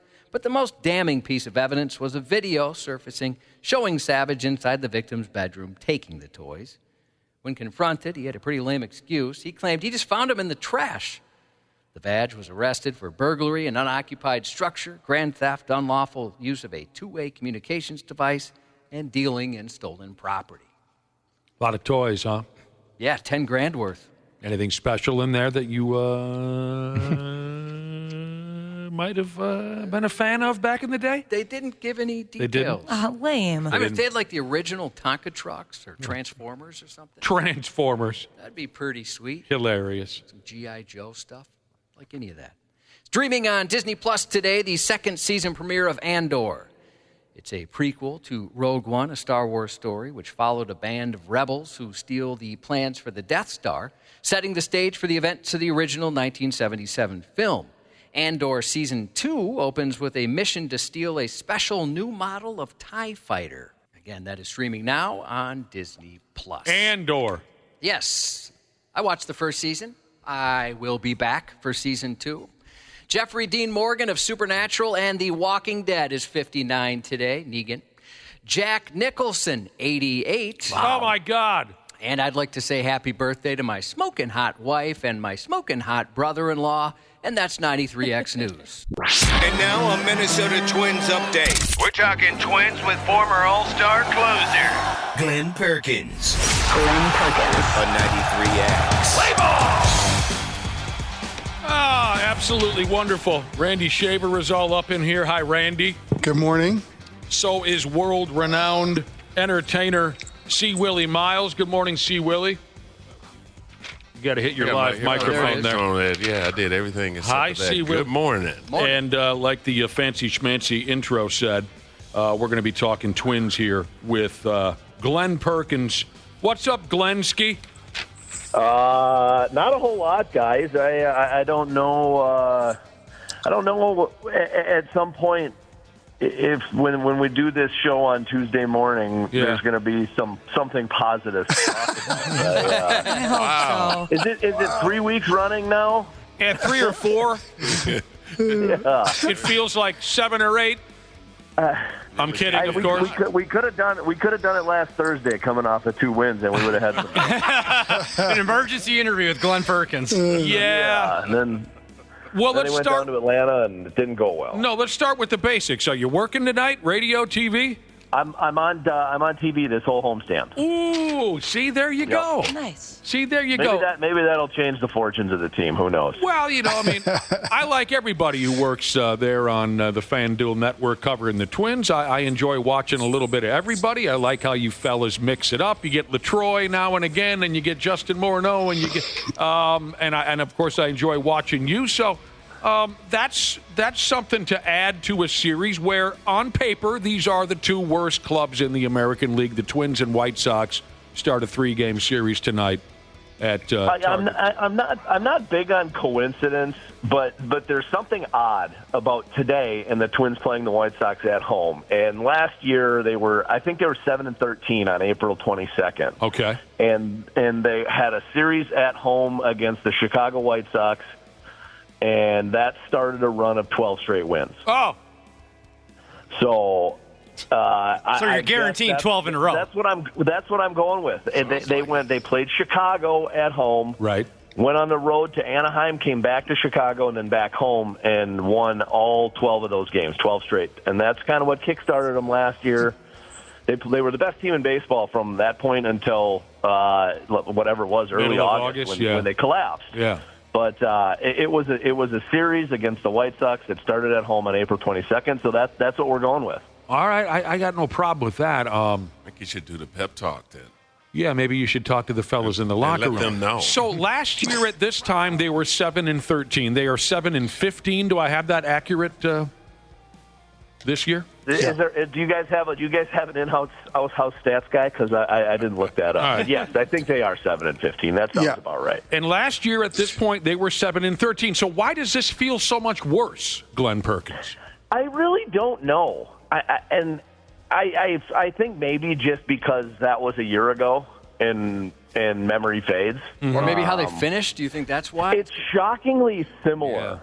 Yeah. They're maybe scoring a hair less runs, but like the batting line is about the same. It feels the same. They're getting guys on base. They can't get a hit to break the game open. They score some runs early in the game. They don't add on later in the game.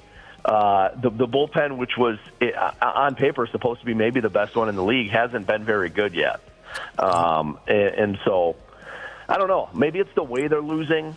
That tends to make things feel a little worse. In Atlanta, they had 2 leads in the second half of the game that they didn't close out, and so maybe that makes it feel a little bit worse. And by the way, I neglected to mention in all this excitement, I neglected to mention that our conversations with Glen Perkins are brought to you by Xfinity. Stream sports from the best seat in the house with Xfinity. I got fired up and I wanted to talk to Glen so bad I forgot our sponsor. Don't let me forget, Josh, when we wrap it up. See, it just feels worse than last year. Maybe Josh is right. Maybe it's because the ending of last year overshadowed all the other negativity. And it can feel maybe like a continuation. And I know that was a quote that Carlos Correa had in the paper last week. That it feels like here we go again, which is a really bad feeling. Well, I think that's been brought up, though, too, right, Glenn? I mean, I think that's been in the local media.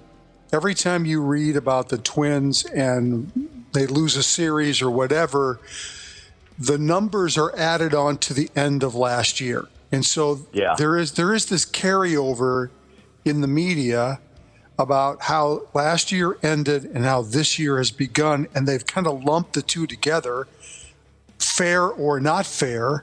And I think that's where people are dismayed right now, because they figured with spring training and everything, you forget last year, you start fresh, you get off to a better start, and they just haven't done that. Well, and I think that with how many players are returning from last year, I believe, I don't know where it's at right now. At one point, it was 22 of the 26 guys that were on that team to collapse last year to finish. We're on the team again this year, and so it's not that you should, if a guy finishes poorly at the end of a season, that means nothing as to how they're going to start the next year. Guys are tired, wore down at the end of a season, but the mental side of it. And I think I brought it up to you guys a couple of weeks ago that can happen. And it does happen. And the way that they finished last year was so unexpected that nobody really had any answers.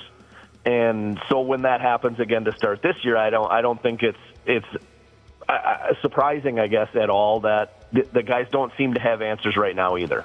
I want to say it again. It always seems to me that this team cannot hit at all until it regularly goes up to around 75 degrees. In the history of Target Field, they always seem as if they just cannot hit the baseball until it's regularly 75 or above. That's just the vibe that I get. All right, other teams can. I don't know why it's unique to the Twins, but it feels like it. You're not wrong. Bailey Ober on the bump tonight, 1-3 with the White Sox. We mentioned these two clubs have the worst record in the American League, the both of them. The only club with the worst record is the Colorado Rockies in the National League. Here's a listener named George who's got kind of a rally cry for this series. George says, Twins, White Sox. Seriously, he says, someone has to win these ball games. I saw the Twins are giving folks a heads up. They're willing to trade a ticket to this series for only $9. Online, I saw them for $3. No way. That's crazy. It's less than a movie ticket. What were we paying? Supposed to be nice this week too? Shoot, I might have to get a $3 ticket. I'm not sure what the weather is. What were we paying for outfield seats at the old Metrodome back in the day? $5. $5? Mm-hmm. Yeah, they were $5. Yeah. And then you could get a hot dog for $1. Wow. Did you go a lot on college night, Glenn, and get full of beer? We went to a lot of games in high school. We would skip school. And go to the day games. You could bring $20 and get a ticket, hot dogs, something to drink, and park for $20. Yeah. Oh, in parking? And, whoa. And so we there would be a handful of us that if we didn't have a game on a day that they had a day game, we would skip school, go watch the game, and then try to get back. If they played at 1, we would have to leave a little early to get back for baseball practice. The bad boy is Stillwater, Minnesota. But hey, I mean, we couldn't afford not to do that. Yeah. Well, so we eat like 5 hot dogs, then go play baseball. God, when you were young, you could hack that kind of a thing. Easy. Easy. We're talking $3 for this series. At least so far, I found them online for that kind of a. Sad. Weren't we just talking? Glenn, last time we talked to you, were we talking about that 9-inning, 9-beer, 9 hot dog challenge, or was that a conversation we had without Glenn? That was without me. Yeah. I see those videos from time to time on the internet, and I love those. I love that. It's got to be. Do people actually get it done though? Because everyone I see, it's like 5 to 7 innings, and they're unable to speak. And they have no more room in their stomach. And with the pitch clock now too, you don't have as much time as you did a couple years ago. I've seen people get pretty close. That's a good point. Yeah, I've watched a couple of those videos too. Oh God, it looks so painful, uncomfortable. Yeah. You see them get close, and then you don't see them for a few days. They're not leaving the bathroom. So what do you eat? 1 inning or a 9 in 1 inning? 1 inning. No, yeah. See, Willie, sorry, it's 1 beer and 1 hot dog per inning, and you try to go the whole 9 skis.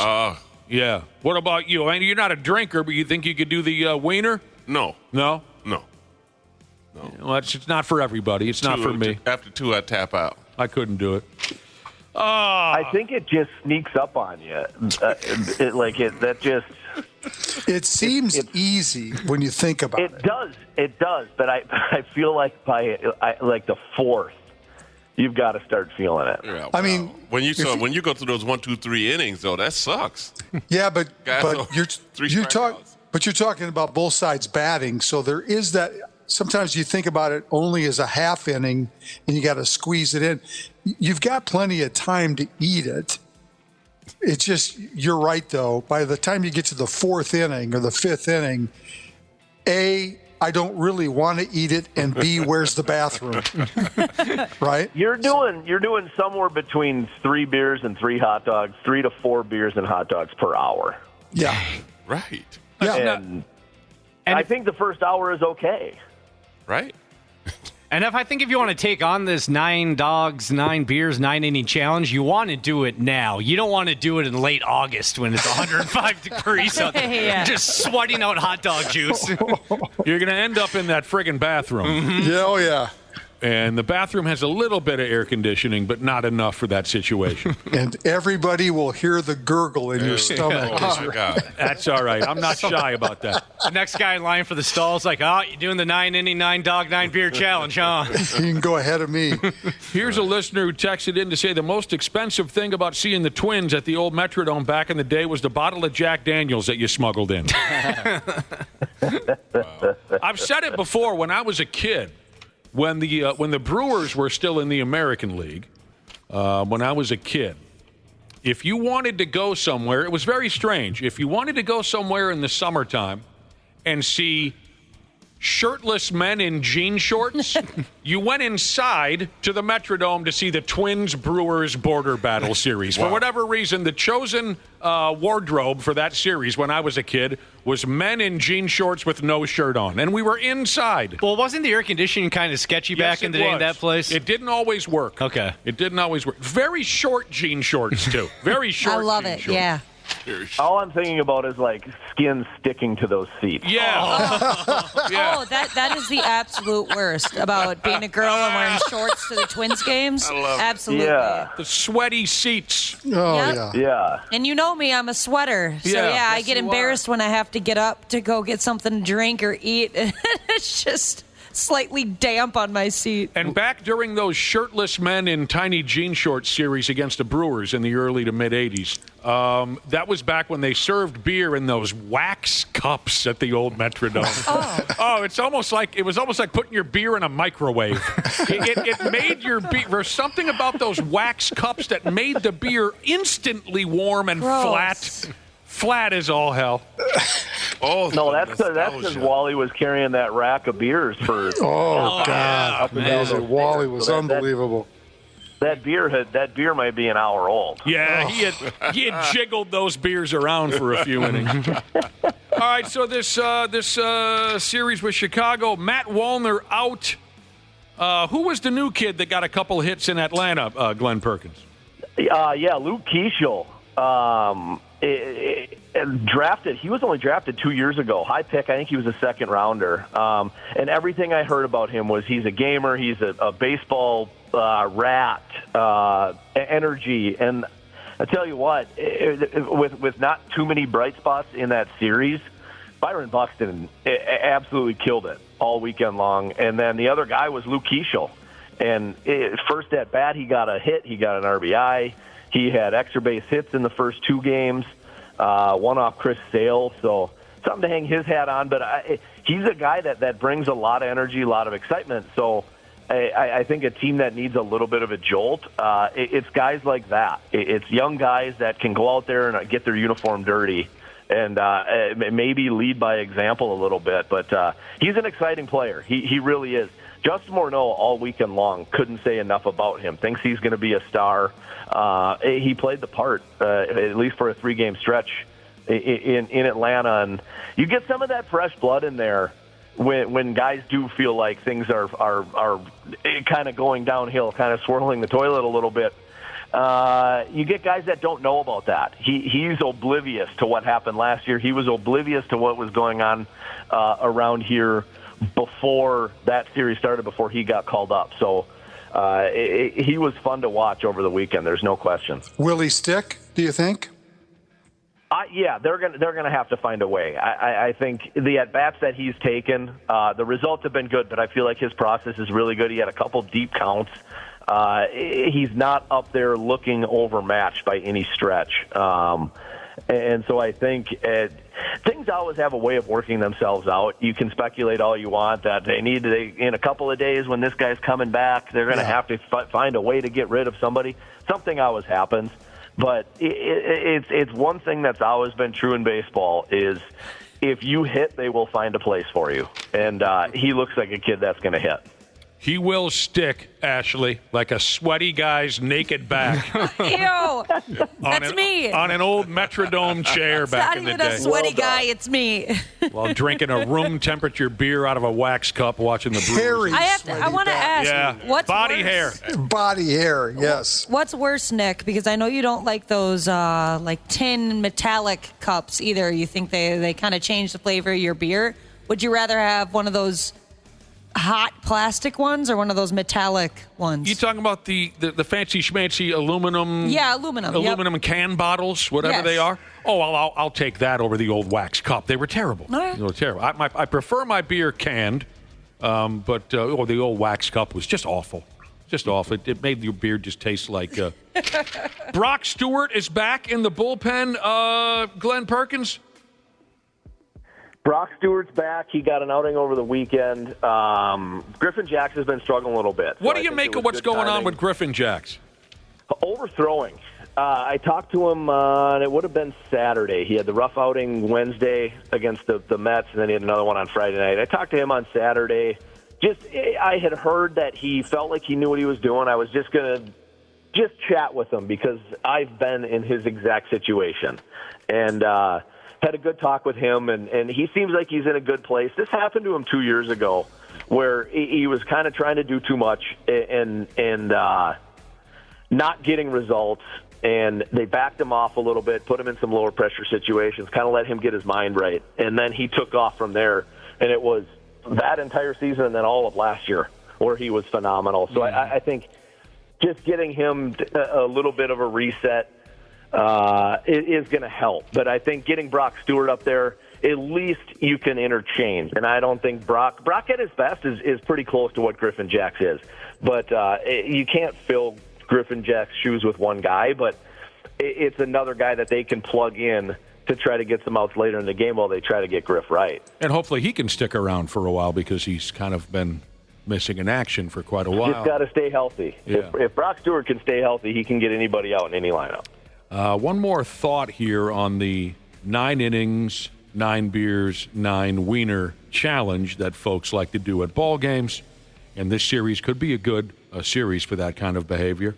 This is UPS Golden Valley delivery driver. Jesus, he's tried it before. He said the problem with that beer hot dog thing is you need to double up your beer purchase for the 8th and 9 innings because they shut off the taps after 7. Yeah, that's true. Unless you go to one of those games that has a concert later in the. Oh yeah, they don't shut it down on those nights. Yep. Okay, well those are rare. This makes perfect sense what he's saying here. They shut off the taps after 7, so your last 2-3 beers, whatever, 2 beers, 3. Are sitting in front of you, and he says it can be very demotivating to see them sitting and waiting for you. Oh, yeah. And you're looking at them saying, well, that's the one I got to do in the 7th, that's the one for the 9th, and that's for the 8th, and so... Oh, thinking about that makes me want to throw up. Another tip I heard is usually the time, though. Doesn't it help you a little bit if you say, like, hey, I already bought these. I might as well eat them. I might as well drink them. It's money spent at that point. But at that point, Glenn, you have 6 tall beers and 6 hot dogs in your boiler. You know what I mean? And then you're staring at more and you're thinking, the math doesn't math. Yeah. All right, Glenn, you'll say hello to us tonight on television then? I will, yeah. All right. Everybody tune in. I'll say hi to all of you. We appreciate it. Have fun during the White Sox series, Glen Perkins.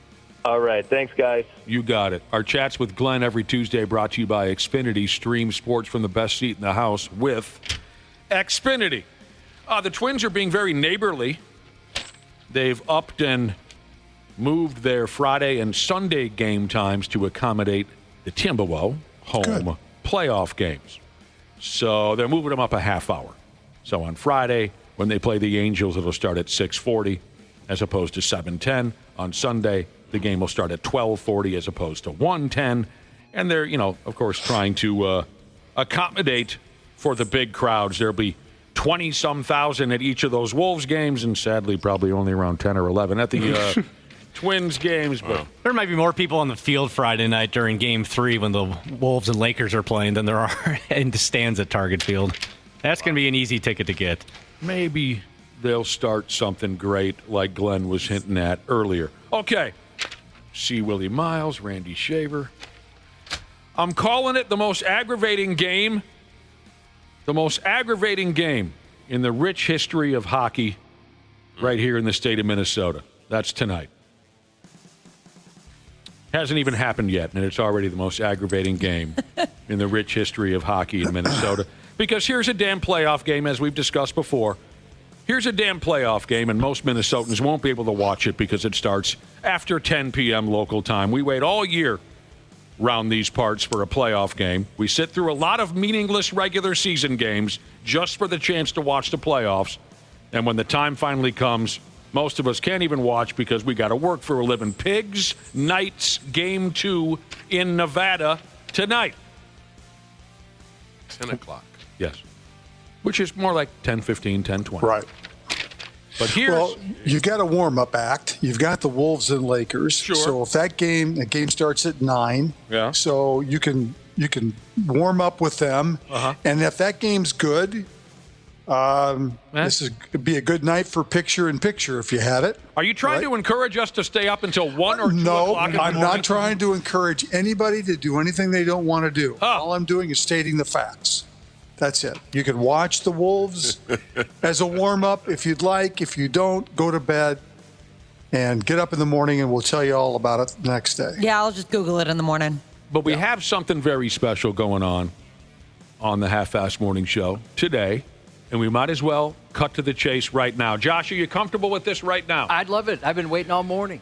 Here's a little thank you to our listening audience, and maybe something like this will make you feel better about how hard we are being screwed around here with tonight's start time. Right now on the Luther Bloomington Kia text line, text SCORE, which Cubby used to do a lot back when he was in his early 20s. Text SCORE to 651-989-9393 for a chance to win tickets to the first home playoff game of this Pigs Vegas series, which is Thursday night at the XL Energy Center. That ought to be something special. And I think that gets going at 8 o'clock. Yes. Normal. Which, of course, means 8:20 or 8:30. But text SCORE to 651-989-9393. We got a chance for you to win tickets to Game 3 of this series with the Las Vegas Golden Knights. Good luck. You've earned it. You have earned this, especially if you stay up and watch the entirety of tonight's damn playoff game. So... How do you get up to play hockey at 10 o'clock at night, man? Good question. Well, it's 8 o'clock in Vegas. I get it, but your body knows it's 10. Hopefully they've accommodated themselves by now. They've been in Vegas for a few days. But if you're unlucky and it still feels like 10 o'clock to you. I think, to be honest with you, Willie, it's probably easier to play a later game than it is, for example, a West Coast team to play a day game on the East Coast that starts at like noon, right? Yeah. Because then that's really 10 a.m. for you. So, I mean, I think it's a little bit easier for the Wild to play that later start. I get it. I just think it's hard to skate at 8 o'clock at night. Period. I'm just saying. I'm with you. I don't even do a second show anymore. Yeah.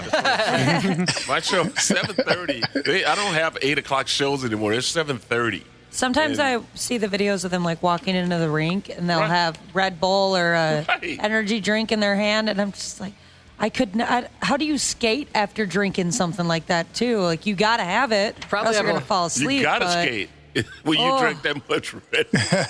I'm sure there's just a little extra with the playoffs though too, right? So they're probably pretty pumped. Yeah. Sure. Do a line of blow, whatever the hell you got to do.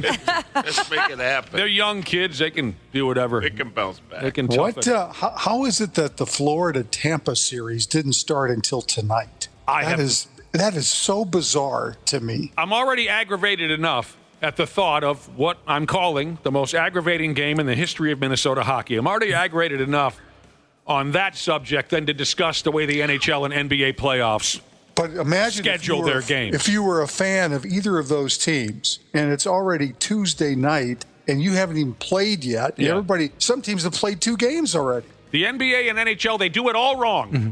God, I guess. There needs to be back-to-back games. Hell, play 5 of them in a row. Play a doubleheader. We wait forever for this stuff. By the way, Josh, was I very clear that our word was score? Yes. Okay, good. Okay. That's the word to get you those tickets. SCORE. We're getting a lot of misspellings, but voice to text, I'd imagine. Okay. And I'm not alone. I was only able to make it through one period of hockey Sunday night for game one. So you don't get to learn much only watching one period of hockey. Right. Tonight I will for sure get to watch no periods of hockey. But these folks watched game one all the way through. The folks at MinnesotaSportsFan.com. Randy, you watched all of it. I did. Okay. I did. Here's what they said. They called game one a referee-assisted playoff loss to the Las Vegas Golden Knights. Yeah, I can see their frustration. They pinpointed a couple of calls that weren't made, too. Were not made. Yes. Yeah, that's where I was going with that. They pinpointed a couple penalties they thought should have been called on Vegas. One was kind of a slick move at the face-off circle where a member of the Golden Knights dumped a member of the Pigs at the face-off circle by kind of, hey, nobody's looking, lift the dude's leg up in the air and make him crash down to the ice. I'll just chalk that up to veteran skills right there. Yep. That's slick if you can get away with that. But they pinpointed that.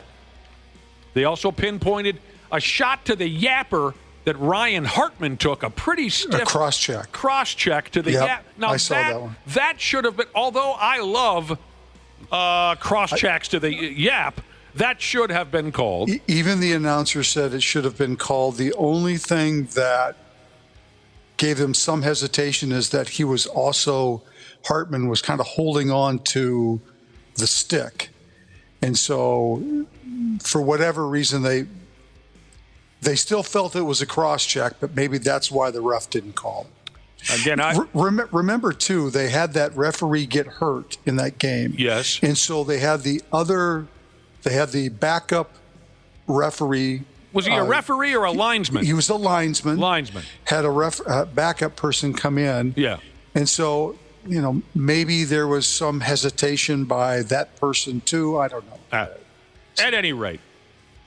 Again, personally, I enjoy uncalled cross-checks to the face. But Sure. that should have been a penalty. So the way this website tells it, they say, hey, Vegas played a good game and took advantage of their opportunities. Yes. But the refs gave them plenty of help, too. And they go on to say, but what's new, right? So this website at least feels as if we don't get a fair shake at times. I don't like that crying stuff. I mean, the Wild had plenty of chances in that game the other night. They had plenty of chances. Okay. No, I understand. I want a lawless hockey game. I prefer. I know you do. But I prefer a lawless hockey game. But, some calls need to be made. When you start, I don't hear the players doing that necessarily, but when you start blaming the officials for the reason why you lost games, that's just not. I hear you. Some calls should be made, but the number one reason why I fell in love with Stanley Cup playoff hockey when I was a kid is because it was a lawless prison break. Now times have changed. Oh, they've changed a lot. Times have changed. Then. In all the sports, though, I mean, Yeah, but especially hockey, it's changed a lot. It has, and football. Football? Football, too, but I mean, hockey, Nick is not wrong. I know. I can remember the playoff games by the North Stars and against the Blackhawks and the Blues, and jailbreak probably is an undersell. Really, the only reason you ever got called for a penalty back in those days was for a fight. Yeah. Right. Other than that, you could basically pick a guy up and throw him over the glass, and the ref would say, hey, it's the playoffs. Right. Yeah. But some calls should be made. But this article goes on to say, beating Vegas and blind referees won't be easy. That's the route they take. Yeah.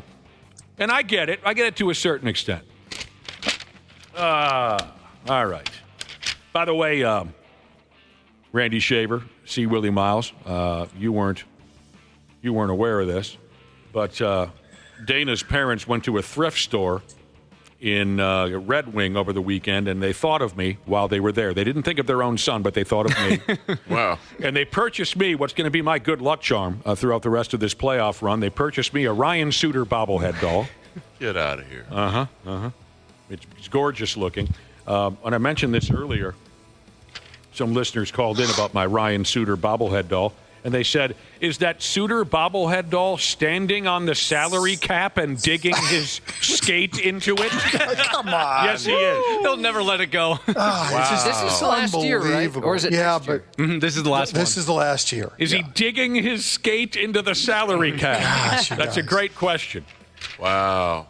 Let it go. Alex Ovechkin's dream season laid out another story last night. He scored the game winner in overtime. The number 1 seed Washington Capitals defeated Montreal in their game 1. Winnipeg beat St. Louis by a goal. Dallas won in overtime over Colorado. Sounds like the most exciting game of the night in the NHL playoffs was Edmonton and Los Angeles. The Kings won it in the final minute 6-5 over the Oilers. Tonight, New Jersey, Carolina, Ottawa, Toronto, Florida, Tampa Bay, and as we mentioned, the midnight showing of Pigs. And the midnight special. Yeah. All right, on to basketball now. Oh, no. A video cut loose yesterday of Anthony Edwards jaw-jacking back. I know, I saw it. Not good. If anybody else wants to see it, it's on 93x.com. Not good. Sounds like it was a one and done for Randy. What is that? Not good. Watched it once and is going to go back and watch it. It's just I watched it a couple disappointing. times. Let me explain before we all It's just disappointing. start touching ourselves. I liked it. A video of Anthony Edwards jaw-jacking back and forth with the L.A. crowd at Saturday night's Game 1 between the Wolves and Lakers. So as Edwards is at the scorer's table, ready to check into the ball game, at first the video begins, he is defending teammate Rudy Gobert, who is apparently being taunted by the crowd. Edwards said, and this is a weak move, but whatever, heat of the moment. Edwards said in defense of Rudy Gobert, he's got $200 million. I've always hated that bit where you have a squabble with somebody and that's not the worst part. The folks think their winning move is how much money they have, but whatever, All right. It's been done.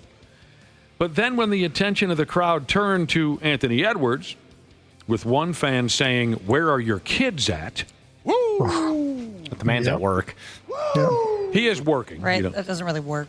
A1 from day one responded by saying, "My D is bigger than yours." It's tough to hear, but here's the audio.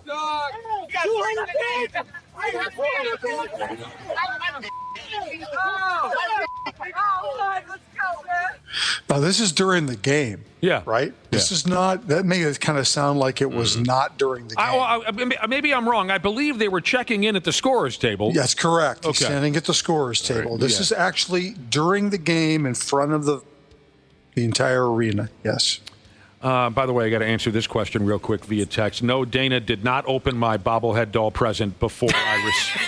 He didn't have to because what was in it is on the outside. Before I received. So over and over again, Edwards hollers at the crowd about how his penis is larger. Than Even grabbed it. And he also did, He did, like Josh yes. did, he grabbed his wad. If I'm not mistaken, didn't he lift one leg at the same time? I did not see the leg. I did not see the video, Josh. Oh, I just saw, what do you call it, still photographs. It wasn't his leg, though. That's what I'm saying. I guess I have to take a closer look. Which of the three legs? My God, he's not lying. You got to rerun the video. He's got a tennis shoe on. You are huge. He grabbed his wad for added emphasis. So that's not the best. How do folks say it these days, Josh? That's not the best look. Not the best look. Do better. Somebody might follow that up with. That is not a good look. My D is bigger than yours. He says that over and over again while grabbing himself. I love him. Yeah. I don't know. He's young. Yeah, but you can't do that kind of stuff. That just is not. That's just not what you want from your superstar. I'm sorry. You just don't want that. Well, there's no reason to apologize. You want these guys to be on their best behavior, but if he goes out there and scores 40 and beats Baby Nuts, I don't care what the hell he does. Yeah.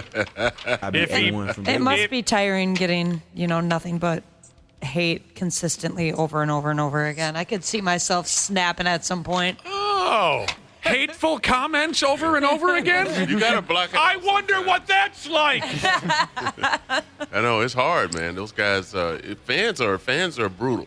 Yeah, they say a lot of foul things. Especially these days, you can find out everybody's wife's names, their kids' names, their mom's names. And your business is out there. But he put his own business out in the street like that, though, too. But at the end of the day, if you're the leader of the team, you got to carry yourself. And I got a lot of those guys, they try to compare all these people to Jordan. Michael Jordan was a prick. He was a statesman. A statesman? Yeah. What do you mean? Yeah, When Mike had beef, he took it out on your team. He didn't take it out on the fans. Yep. You beat your team to death. I guess I never heard of him going after any fans. I just hate the guy's the biggest prick on planet Earth, and there's no way he is too. No one can talk me out of that. No, sure. I believe you. On the floor against the opponents, absolutely. Or in the locker room with his teammates, or at a bar, or at a casino, or in his own home. Or on the golf course. Or on a golf course. But he got paid to play basketball. No, I get it. You're right. See Willi Myles and Randy Shaver. You don't want your leader acting like that. But for me personally, if it means beating the Lakers, I don't care what he does. I'm 100% behind you on that deal. Grab both of your wads. I don't care. Just win, baby, win. You think he lifted a leg? If I remember right. Maybe I just added that in my own mind. Yeah, allegedly. Male nurse Jesus says, I expected A1's chirp game to be a little stronger. Right. He is a very funny guy. You're right. I can see why you'd think that. It could have been better. Yep. 9:00 tonight, the Wolves and Lakers start game 2. So let's see if the fellas can get her done proper again on the road. Ooh, it would feel good to get back-to-back road wins against these pricks. Wouldn't it, Randy Shaver? J.J. Redick said that his practice yesterday was the best practice they had all season. Well, good for them. Whatever that means, I think you're going to see the Lakers give it their very, very best. The one thing they don't want to do is fall down 0-2. So I think tonight's game is going to be huge. So if they can withstand the Lakers tonight, I think they'll roll them in 4 to 5 games if they can withstand them tonight. How did things play out last night in the NBA playoffs? I'll tell you here, Detroit beat the New York Knicks. Great game. I watched that game. Oh, great game. I watched that game. And the one thing that the Pistons didn't do last night that they did in game 1, even though they tried, they didn't fall apart at the end. If you remember game 1, they got outscored 21-0 during, I think it was a third quarter collapse, and lost their lead and everything else. Last night, they also had a fourth quarter lapse where they went almost 5 minutes without a field goal. But then they found a way to get themselves back. Yeah, they damn near blew it. Yep, but they won, and that's such a huge win. It snaps a long losing streak in the playoffs for them, something like 16 or 17 in a row. Yeah, 15. Yeah, that they had lost in a row in the playoffs. But it also, imagine now, if you're a Pistons fan, you get the Knicks coming to your place now for 2 games, and you're tied 1-1. That place is going to be mental in Detroit. Yeah. Because it's been 5 years since they've been in the playoffs. They hadn't won a playoff game since like 2008 or something like that. The LA Clippers beat Denver tonight. Kawhi's unbelievable. I can't stand him. Tonight. I know you can't, but I'm telling you. He's the best player right now in the Western playoffs right now. It's Kawhi. I thought it was Baby. Nope. He's the best player right now. Well, I hope in the playoffs in the West. Let's go Denver Nuggets. Tonight, Bucks, Pacers, Grizzly, Thunder. Shaq had a bathroom. Yes, Randy? Will the Grizzlies show up tonight? Oh, God. Last game They were down by 60 at one point in that game. Again, that should never happen. Yeah. Never in a million years should any team in basketball ever be down by 60. Who were they playing? The Globetrotters? Yeah. No, Yeah. OKC, man. Just terrible. If you're down 60 in a playoff series, they should just shut it down right then and there. Yeah, there should be like that 10-run rule. Mercy right? rule. We're going to call it. Just call it. We all got places to be, boys. Let's get out of here. Shaq had a bathroom emergency on live television last night. You all right, big fella? You know, catching the crap? Go ahead, keep talking, Chuck. Yeah, we're on TV. Hey, take some matches with you. Hey, listen, he couldn't hold it. He can't hold it. After 40, he can't hold it no more. That's a first. I did not like his gait as he left. That's walk funny. different. He was shuffling. I did not like his gait, says Ernie Johnson. This is last night during Inside the NBA. They were wrapping up their night, and Shaq just got up in the middle of their broadcast. Hey, you got to go, man. You got to go. Did he keep the mic on like Frank Drebin did back in the day? Gosh. Oh, no. He didn't keep the mic on in there, did he, Josh? Not that I heard. I hope not. He had a code brown, they say. Yeah. And he had to walk away. I wonder if it wasn't a setup. But anyway, Kenny Smith said that Shaq has been involved in some type of cleanse lately. Right. That'll do it. Oh, He's yeah, drinking those will olive ruin oil. you. Drinking shots of olive oil. It's doing that, huh? Yeah. So it just greases everything up in there. Yeah. Have you tried that, Josh? No, I have not. Olive oil's expensive. Heck no. If it's slick. An hour, Frank Drebin. Whoops.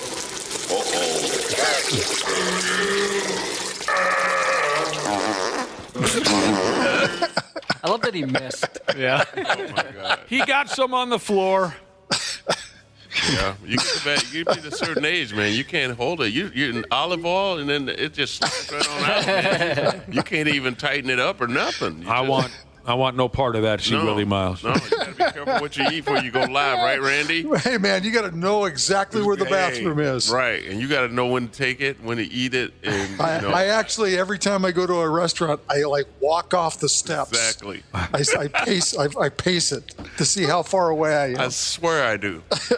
And I don't eat before I go on stage. That only happens to me once. That happened to me one time, and I swore to God I would never eat before I walked on stage again. So one time you were live in the middle of your show. I'm talking, this was a 90-minute show, and I was only 45 minutes into it, and my stomach went. Are you sweating on stage? I mean, you can feel it working down. Man. Yeah, I know. My back was sore.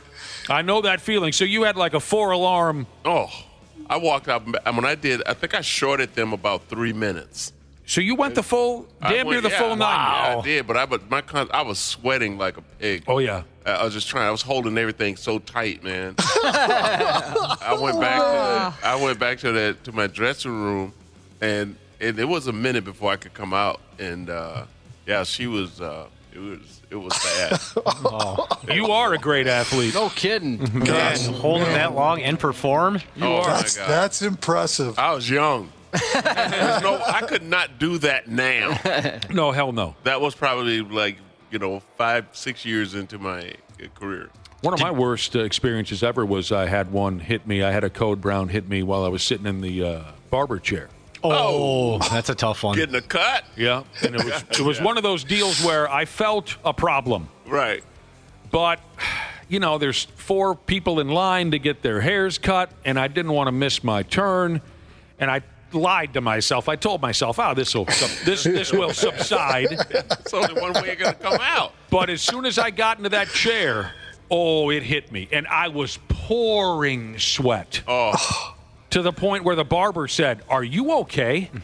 And I said, I don't know what excuse I gave, but and of course I did consider hitting the bathroom in that tiny little barber shop. Oh God! Can't do that to people. But I would have murdered the place. Oh yeah, a little single seater. I would have annihilated that effing room, and everybody would have heard every damn. Right. Oh yeah, it's the worst too. Sometimes we just got to take that pain for ourselves. Oh man! I did it for you guys. Yeah, you did. Randy Shaver, this is no surprise, right? Cooper Flagg out of Duke is going to go ahead and be part of this summer's NBA drafty draft. The only surprise is that he could make a lot of money if he stays at Duke. I mean, this is what the NIL has done to college basketball, football, is that sometimes you have to sit and weigh, is it worth coming out when I could make $5 million playing college basketball or whatever? I mean, I think the choice is easy for him because he'll be the number one pick. But for other players, it's a consideration now. Right. So I never considered that the kid could make more money in the in college than the pros. Legitimate money, I mean. Yes, correct. Legitimate money. This is the one thing that's going to keep kids in college, I think, a little bit longer, at least for a couple of 3 years, maybe.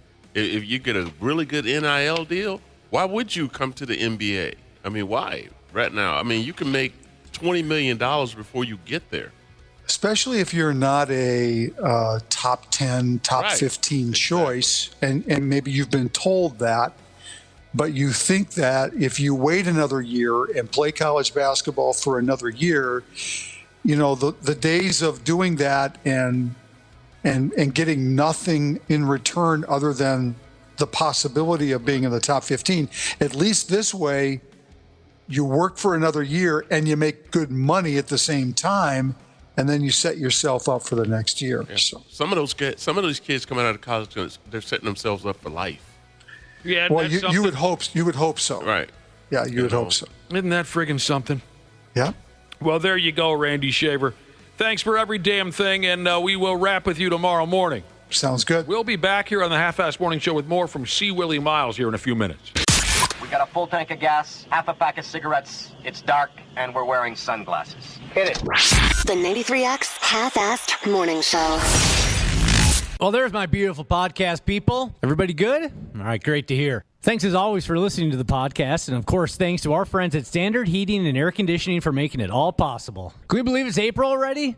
And like the old saying goes, April showers brings gross, disgusting humidity and heat in May.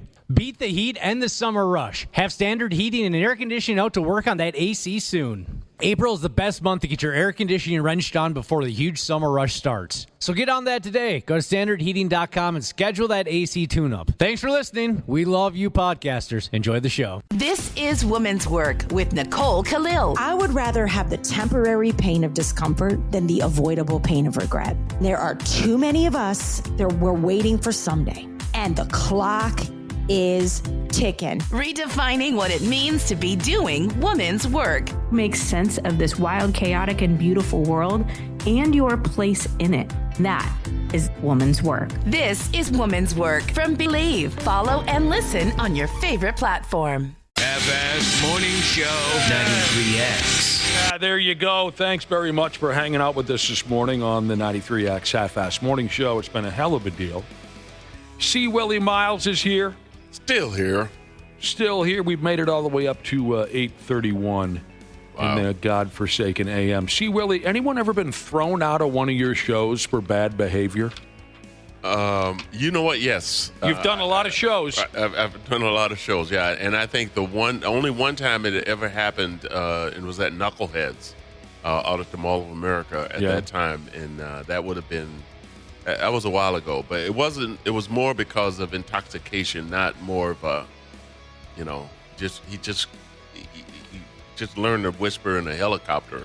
You know what I mean? It's like, dude, you just got to keep your voice. People are, and I had to have security escort him out. So he was not necessarily heckling, just loud. He was just talking loud, and he thought he was whispering. No, I mean, when you're drunk, your mind tells they can't hear you across the table. You need to yell. Yeah, I do like the drunk whisper where they are technically whispering, but it's louder than if they were speaking. Exactly. I've And his been guilty table of doing was that. up. His table was up front. Right. And I'm like, the reason you're talking loud is because I'm talking and I have a speaker. Yeah. And you're trying to talk over me, and that doesn't register because you've been drinking. He might have done the bar tour before he bought a ticket to the C. Willi show. Exactly. We were jaw-jacking earlier. We asked our listening audience if they've ever been thrown out of a concert or a ball game. And we asked them what they did to earn their forced removal from the premises. You want to hear some of this, C. Willi? Absolutely, man. That intrigues me. 651-989-9393 if you have a quick story. Ever been thrown out of a concert or a ball game? That's pretty impressive and a testament, I guess, to your crowd that you've done all these shows over how many years, and only once did someone get thrown out on their ass. Yeah, sometimes if you know what you're doing, people, I always say if you keep people engaged, they don't have time to do nothing else, and that's kind of been that's my brand. Good call.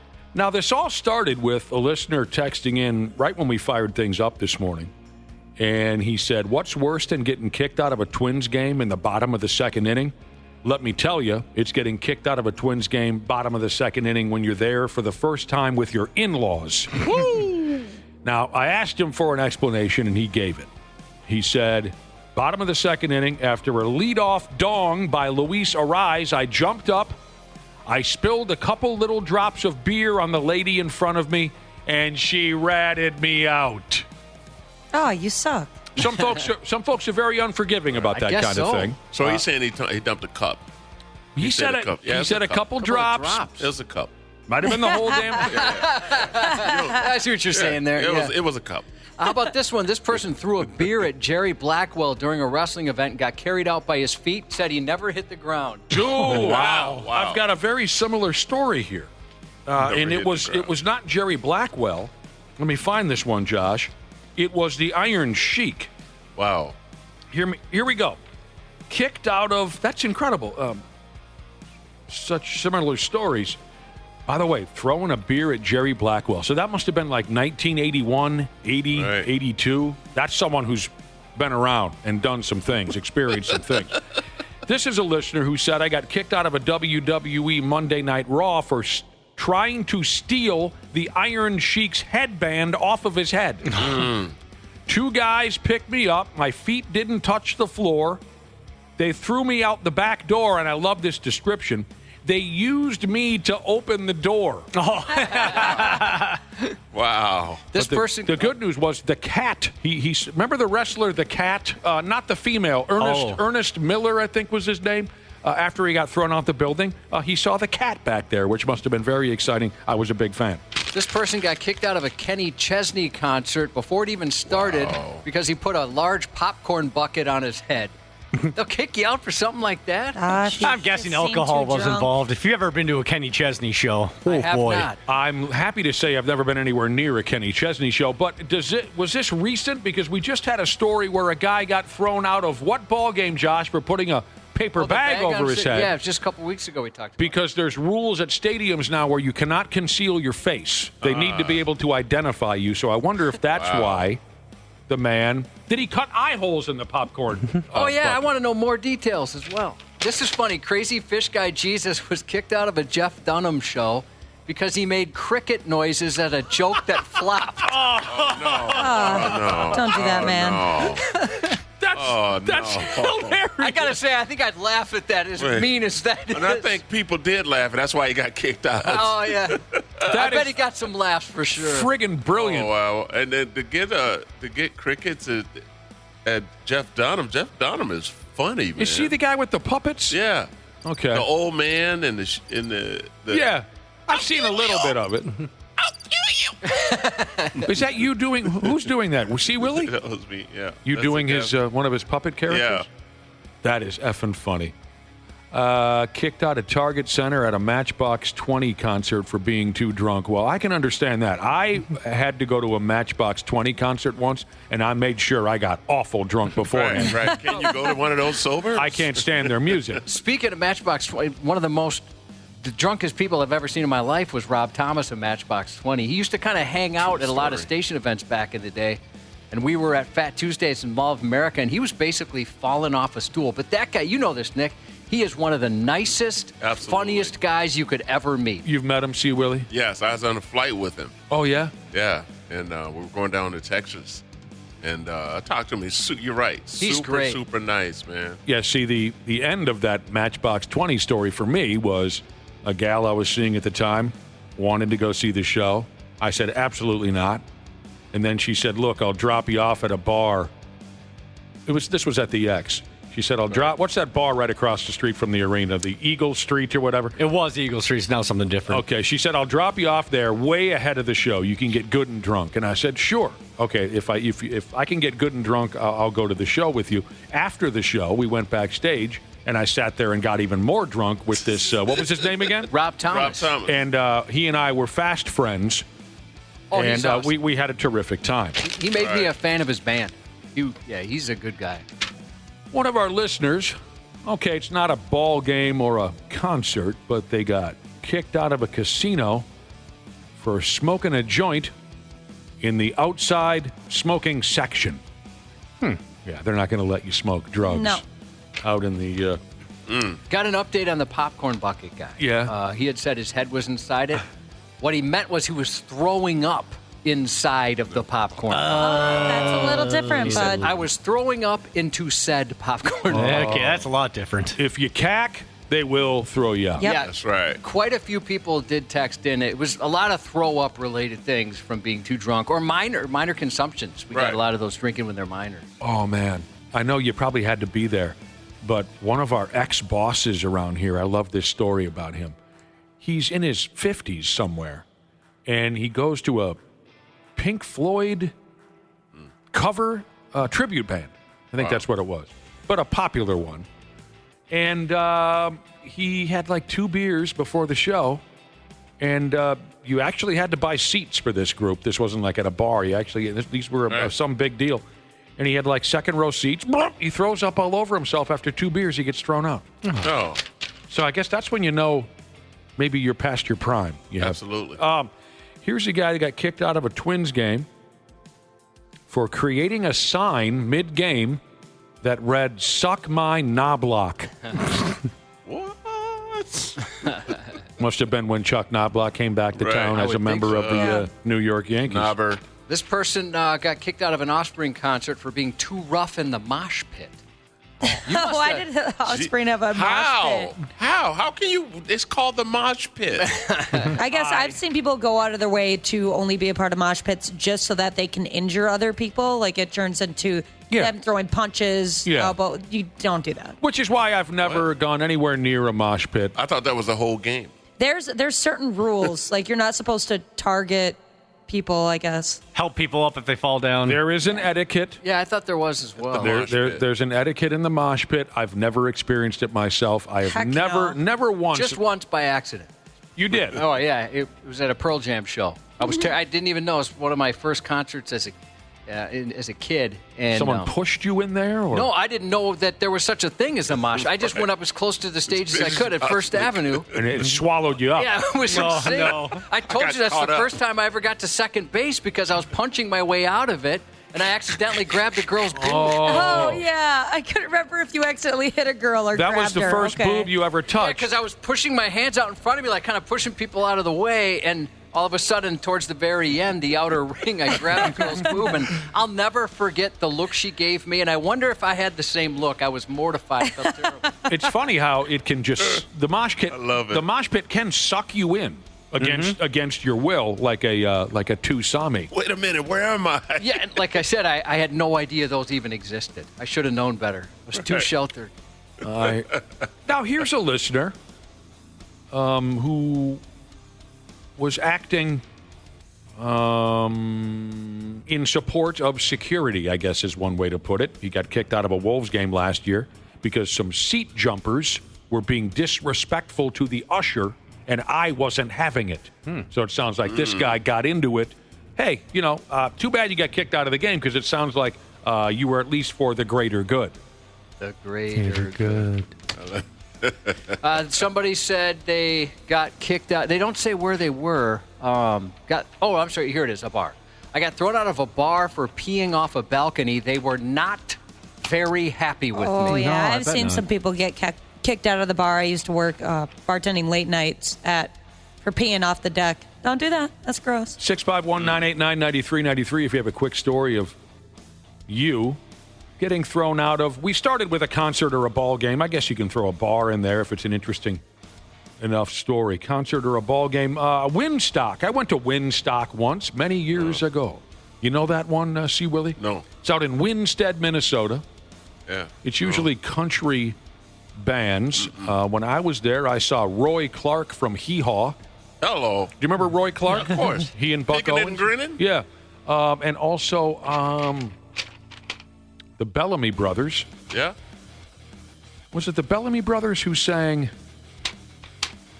if you say,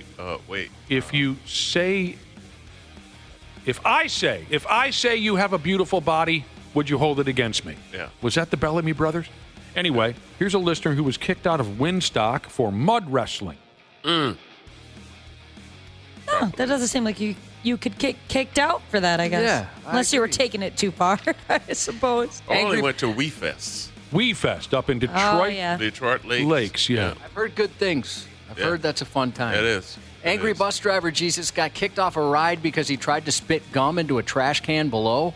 He said it was looking good until the lady running the ride suddenly leaned over the trash can and got gum in her hair. Oh, no. Oh, my gosh. That's so unfortunate. You just got to cut it out. Oh, I'd feel awful. Tossed out of the building at my 7th grade daughter's basketball game for barking at a ref that clearly does live in his mother's basement. I was going to say probably some 8-year-old. This person says, my brother got so drunk before the NFC Championship game against the Giants at Lambeau, he tried to dive through the roller metal detector. He said, think conveyor of rails used to slide bags through. Needless to say, the cops didn't like it. He spent the entire time in jail, over $500 wasted on tickets to the game, and then whatever the cost of the fine was on top of that. That sucks. But he's an idiot. I've never been thrown out of anything other than my mom's body as a kid. She tossed you right out? Right out. You're a well-behaved gentleman. I know. I feel like I lived a boring life. I just never, I could never, No, that's just too much shame. I wouldn't be able to handle that shame that I would feel. Well, I went to St. Cloud State. I think I should have been. Yeah. You know what I mean? I think that was just like that's one notch I never got in St. Cloud. I did everything else. Yeah, you can't go that St. Cloud State school for too long and not get kicked out of that Perkins. It's kind of like a rite of passage at some point. Even just a situation where it would have been guilt by association. Right. I would imagine you'd get thrown out of something at St. Cloud State. You didn't do anything, but your friend did, and you all got to go. We got to take a break, but real quick, we covered, what do you call it again? Mosh pits. What about crowd surfing? Anyone ever attempted crowd surfing? No. I've done it a couple times. No. Even somebody your size? Back in my younger days. I'm talking when I was like 16, 17. I'm not going to ask strangers to lift me up right now, Josh. Yeah, I'm not making fun. I'm just saying you're a tall dude. But my favorite crowd surfing story was at St. Cloud State. Incubus was playing up there on campus in the basketball gym. And gym? Yeah, in the big basketball stadium. Hollenbeck Hall. Yeah, Hollenbeck. I know the joint. Yeah, so I was there, and it was a lot of fun, and I was in kind of a mosh pit thing, and one of my shoes came off, so I was down to one shoe. And then I'm enjoying the show still, just in one shoe, and I see my roommate crowd surfing. He gets up there, he's getting pushed towards the stage, so I took off my other shoe, and I just chucked it at him, hit him right in the head with the shoe, and then went home with no shoes on. They threw you out for throwing a shoe. No, they didn't throw me out. I just throws your shoe. Yeah, at the end of the night, I just like, hey, dude, where's your shoes? But you crowd surfed that evening. My buddy did. And your buddy. And I smoked him with my shoe, my one leftover shoe. I never tried it, crowd surfing. But this was a show featuring Linkin Park, Korn, and Snoop Dogg. A listener was thrown out for crowd surfing.